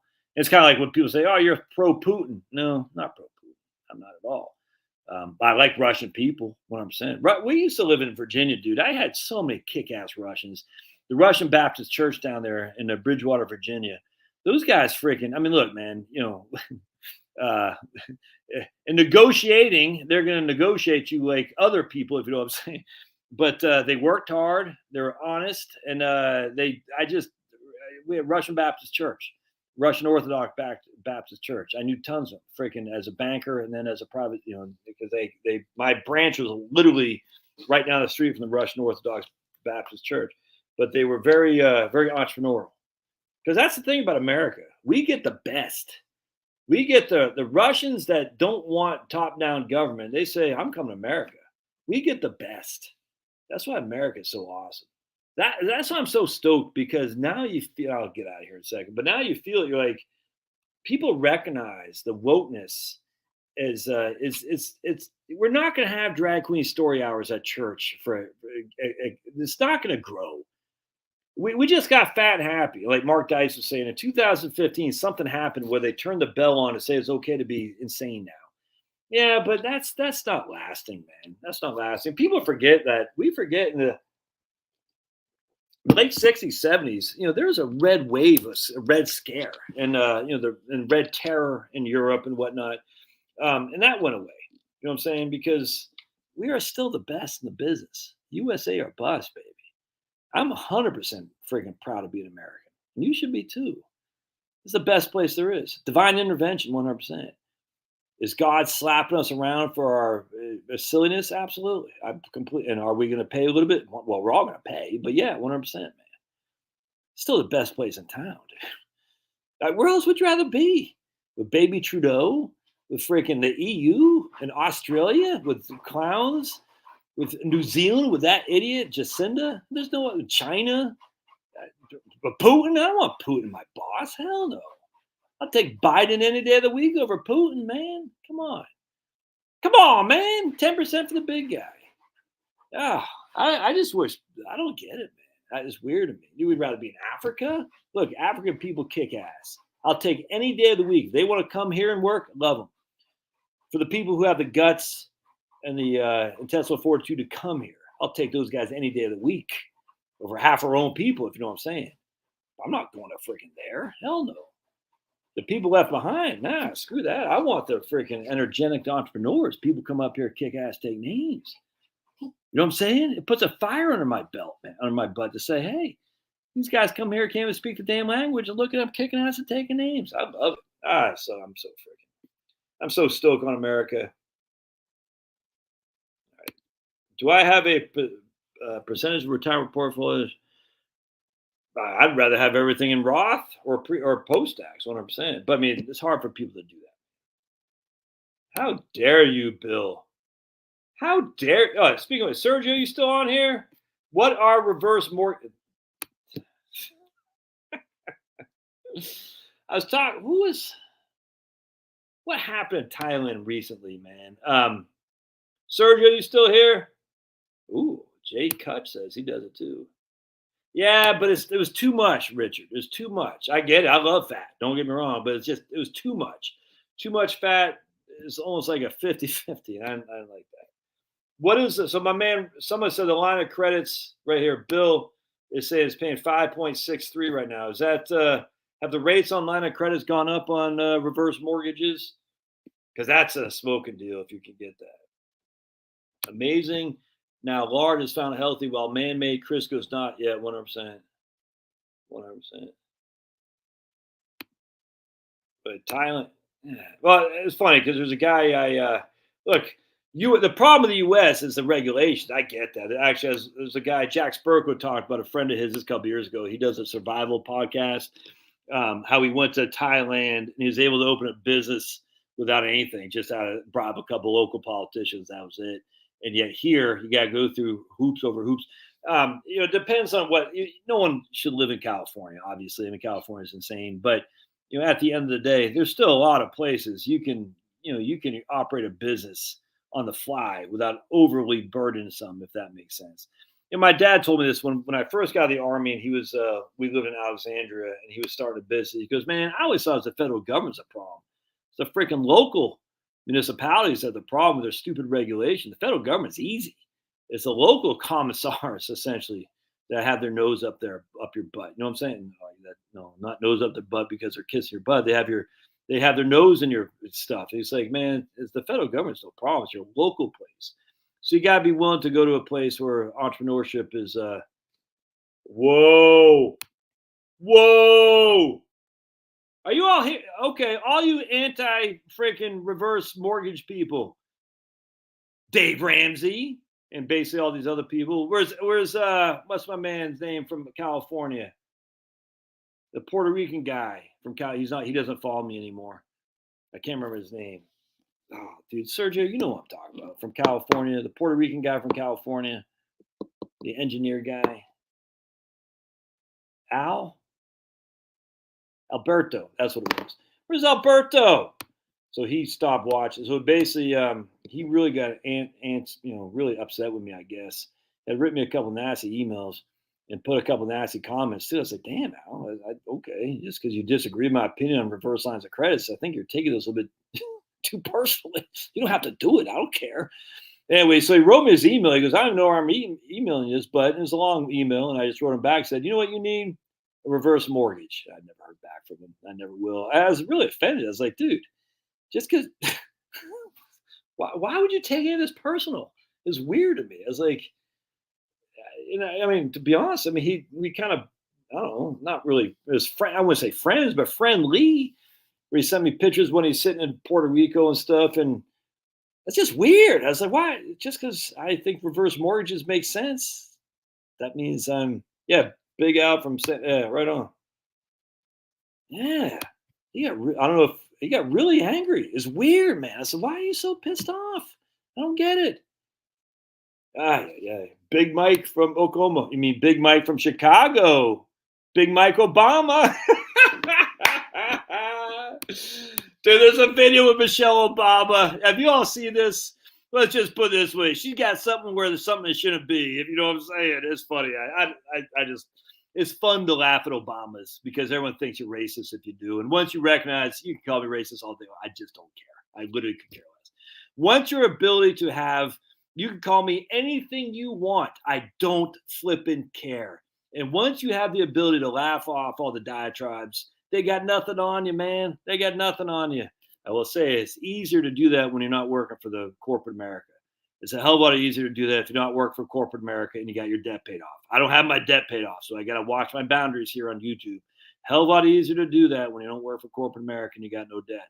And with Big Mike from Chicago, married to what's his name? I don't really care. I just love the fact that I can say stuff as a white guy, a Christian guy, when my wife stays at home and barefoot and pregnant in the kitchen. Oh my goodness. Oh, it's just fun to stick it to the left. It is fun. I can't lie to you. I enjoy that immensely because they get really wrapped up. And if you say anything about Big Al Einstein, you want to see the true believers come out, say anything about Big Al Einstein. E equals MC squared. You know what that stands for, don't you? Einstein equals married cousin twice. Some sick guy. Einstein equals married cousin twice. Yeah, some sexual proclivities for old Big Al that probably shouldn't be told in front of young children. Let's just put it that way. Debt free. Look at my man, Sierra Guru. Little bite for Prescott. Oh, man. Remember, all this chat need counseling for being here, so hating Josh is futile.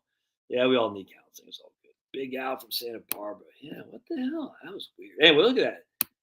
So what my man Sergio is saying, obviously we're getting big money on promoting reverse mortgages. Sergio is saying, now look, we aren't giving advice. Do whatever you got to do. Whoever's watching this in the future, I don't have any idea what your situation is. Sergio isn't either.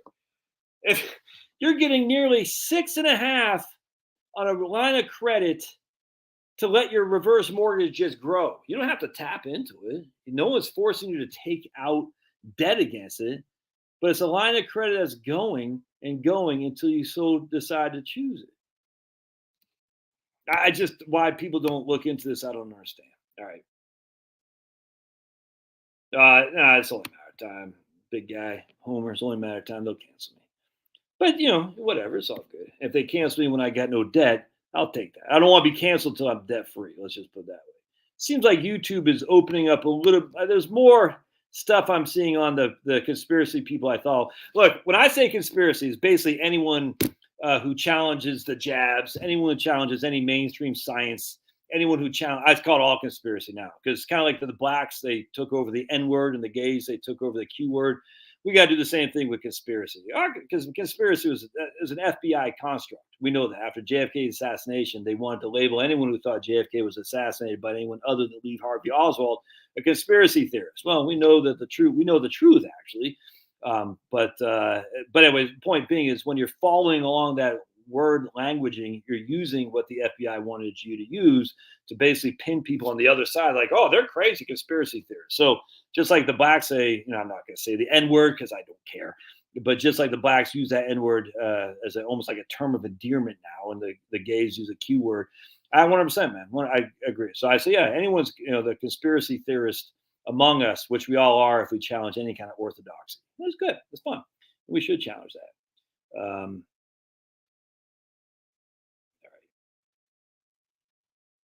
All right. I think I get out of here. Any other just last question? I know I'm missing a lot of stuff here, but questions, thoughts, comments, observations. Yeah, debt free, dude. Can't imagine what debt free is. No, dude. I'm not saying you're praising China. Don't get me wrong. I don't. Not you, but there are people in the conspiracy realm who think China is something we should mimic. I was like, I don't get that at all. Look, just because I can't stand the EU, I can't stand them, doesn't mean I think China is the solution. And I'm not saying Jaime that you're saying. I called him Jaime because he said, make sure you call me Jaime. His name is Jamie, but it doesn't matter. Just because I say that Jamie is saying that China has some benefits doesn't mean we want to be like China. Yeah, right on, brother. Thanks. Maine shows. Well, yeah, right on. Oh, Marie. Okay, I thought you said. Yeah, Maine. Dude, you get out of Portland, Maine. Oh boy. We finally got trolls here. This is my wife. Right now, she's on the Find Love on the Best dating site. She's posting that, man. She's posting that. She's saying,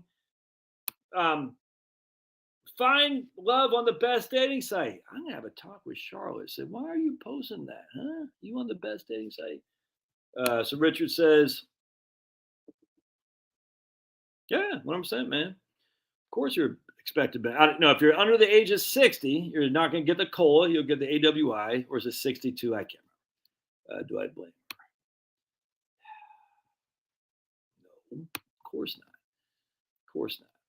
I don't blame her at all. I said, man, babe, like, so basically what happens, I said, man, if I die, you can marry. She goes, hell no.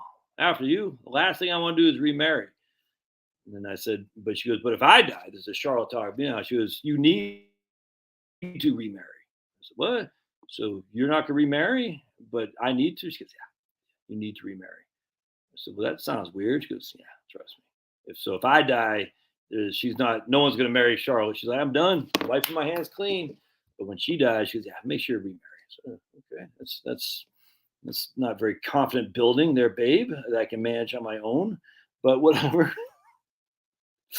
All right. So, yeah. So remember when you're,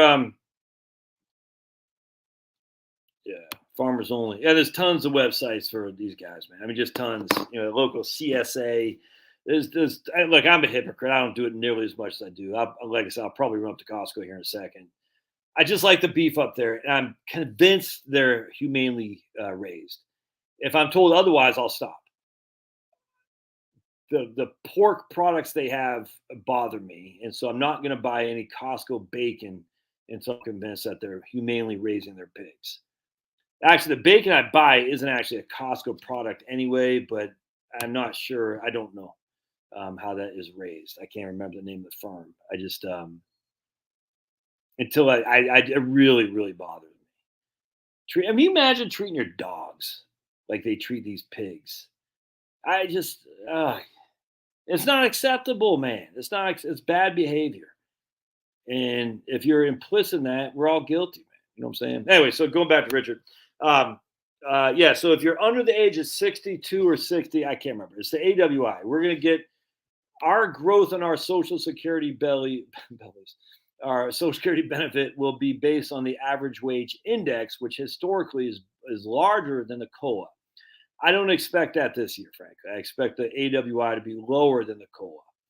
But if you're, but you do get the COLA if you're above 60 or 62, one of those 2 years. But for me, I'm 52, so the COLA matters not to me. It matters what the AWI will be, the average wage index, and that will come out at the end of the year, at the beginning of the Q1 of 2000, and I think it's Q1. Buy pork bellies and make your own bacon. Ooh, I don't know how to do that. I've never heard that. Ooh, let's take a bit. Oh man, I gotta look that up. So let's real quick, man. Pork make bacon. Pork belly. Let's see what we got here. If that is true, make bacon with pork bellies. 8 steps to make your own bacon at home. The hell's a pork belly? I don't know what it is. All right. We're gonna read full directions. All right. Let's read full directions. Oh man, this might be the biggest learning you guys have ever seen on this channel or any YouTube channel ever that talks finance.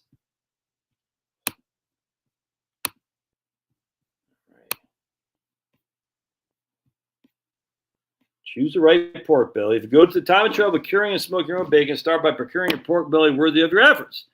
Berkshire, Duroc, that each has a richer, meatier, and more distinctive flavor than industrial pork bellies. By the way, a full pork belly weighs 10 to 12 pounds. Whole Foods will sell you pork bellies by the pound, which may be easier to handle for home smokers. Okay, remove the skin. The bottom of the pork belly comes with skin, which will be tougher than the rest of the bacon. Commercial smokehouses remove it using a slicing machine. At home, you have to work a bit harder. You'll have to watch that in the video. Prepare the cure. The basic ingredients are salt and sugar and optional curing salt and pepper. You achieve a wide, subtle range of flavors by varying the salt. Okay, but how do you cure it? I like to mix the cure. Okay, the cure is that. Okay. Cure the pork belly. Arrange the belly in a rimmed baking sheet. Season and rub on both sides with a cure. Place the belly in a large, sturdy, resealable plastic bag in a foil pan or roasting pan on the bottom shelf of your refrigerator. The pan will catch any potential leaks. Cure the bacon for, just the cure you just put in the refrigerator? Arrange the belly in a baking sheet. Place in a large, sturdy, resealable plastic bag or roasting pan. The pan will put it in the fridge. As cure dehydrates the bacon. Ooh. Rinse and dry the thing. Transfer to colander, rinse both sides, and remove the excess salt. Blot dry. All right. Leave it uncovered on a wine rack or baking sheet on the bottom again of your fridge for at least 4 hours or as long as overnight, turning over once it dissolves from form or whatever. Smoke the bacon. Set your smoker according to the manufacturer and preheat to 175 degrees. If you use a charcoal smoker, the temperature will fluctuate. Use an electric gas smoker, you set it right at 175. So, all right, so you smoke it, chill and rest the bacon. Smoking time for 2 to 3 hours. Let the bacon cool to room temperature on a wire rack over a bacon sheet. One of the benefits of making your own bacon is that you can slice as thick as you like. You're used to soft, thin slice supermarket bacon. Wait till you sink your teeth. Oh, dude, you freaking killing me, man. All right. Sure, you can crisp it in a cast iron skillet. Start with a cold skillet to minimize the shrinkage. Ooh. But I like to cook my bacon on the grill, direct grilling over medium. Dude. All right. That pork bellies. What does a pork belly look like? Oh, man. Let's go here to. What's a pork? What is it? All right. Dude. This might be the most important information you've ever had in your life. All right. So what is a pork belly? What does it even look like? Let's see what a pork belly. Oh, that's a pork belly. Huh? Dude, who said this right here? Was the guy? Was that Richard Zeller? Dude, Richard Zeller. If I wasn't taken and I did not find the fairer sex incredibly hot, I might marry you actually. But I don't like. I'm not. I can experiment, but my experimentating days are over, and I never experimented with that. If you know what I'm saying, because men are ugly, ladies are hot. But if I was opposite like that, I might say, Richard, let's get married. Like, oh, dude, you kidding me? All right, I'm doing this. There's a pork belly right there. Okay. All right, amigos. I am on a mission now to go get some of that right this very second. Oh, that dude. Oh. Easier just make ham with pork shoulder, in my opinion. You and I would get on great, but I'm happily married, thank you. And she's with yeah. Both our wives like, dude, if that's what you want to do, Richard and Josh, be my guest. Leave me be. All right. My brother raises hogs and is so much better. He is mean to his hogs, so maybe I should reconsider. Yeah, but as long as they got a place to breathe and like being mean, like yelling, I don't know. That's one thing. But actually, I don't know. Have you seen I did the rice experiment. A rice experiment. Rice experiment. You talk smack to a thing of rice, it gets bad. You talk loving to another thing of rice, it doesn't get bad. So there's something to be said about being nice to animals, to people, just the air around you. There's something in the water, man. I don't know what it is, but I've done it twice, and both times I cannot believe it. Cannot believe. The rice experiment and an apple experiment. Everything. It's like, this is nuts. I yelled, cussed, got mad at the rice. That was a hate rice. And it became bad. I mean, it was disgusting. The love rice, I wouldn't eat it, but it was not even close. I got a video on it. It's crazy. All right, I'm going to go to Whole Foods. We got a Whole Foods on the other side of town. I want to go get a pork belly. I think pork belly would raise those better. Man, that's it, huh? That's for curing. Oh man, I will let you know, dudes. Oh, I can't wait. Oh, that BLT. If you Karma's runner, I completely agree. Oh, look, my man, yeah. Self-will union. I trade the service. Yes, right. Look at that. I'll give you the financial services, and Richard will give you the bacon. Oh, that's classic. Karma's real, 100%. 100%. All right, I get out of here. Pablo's telling me it's time to get off. God bless, guys. See ya. Bye-bye.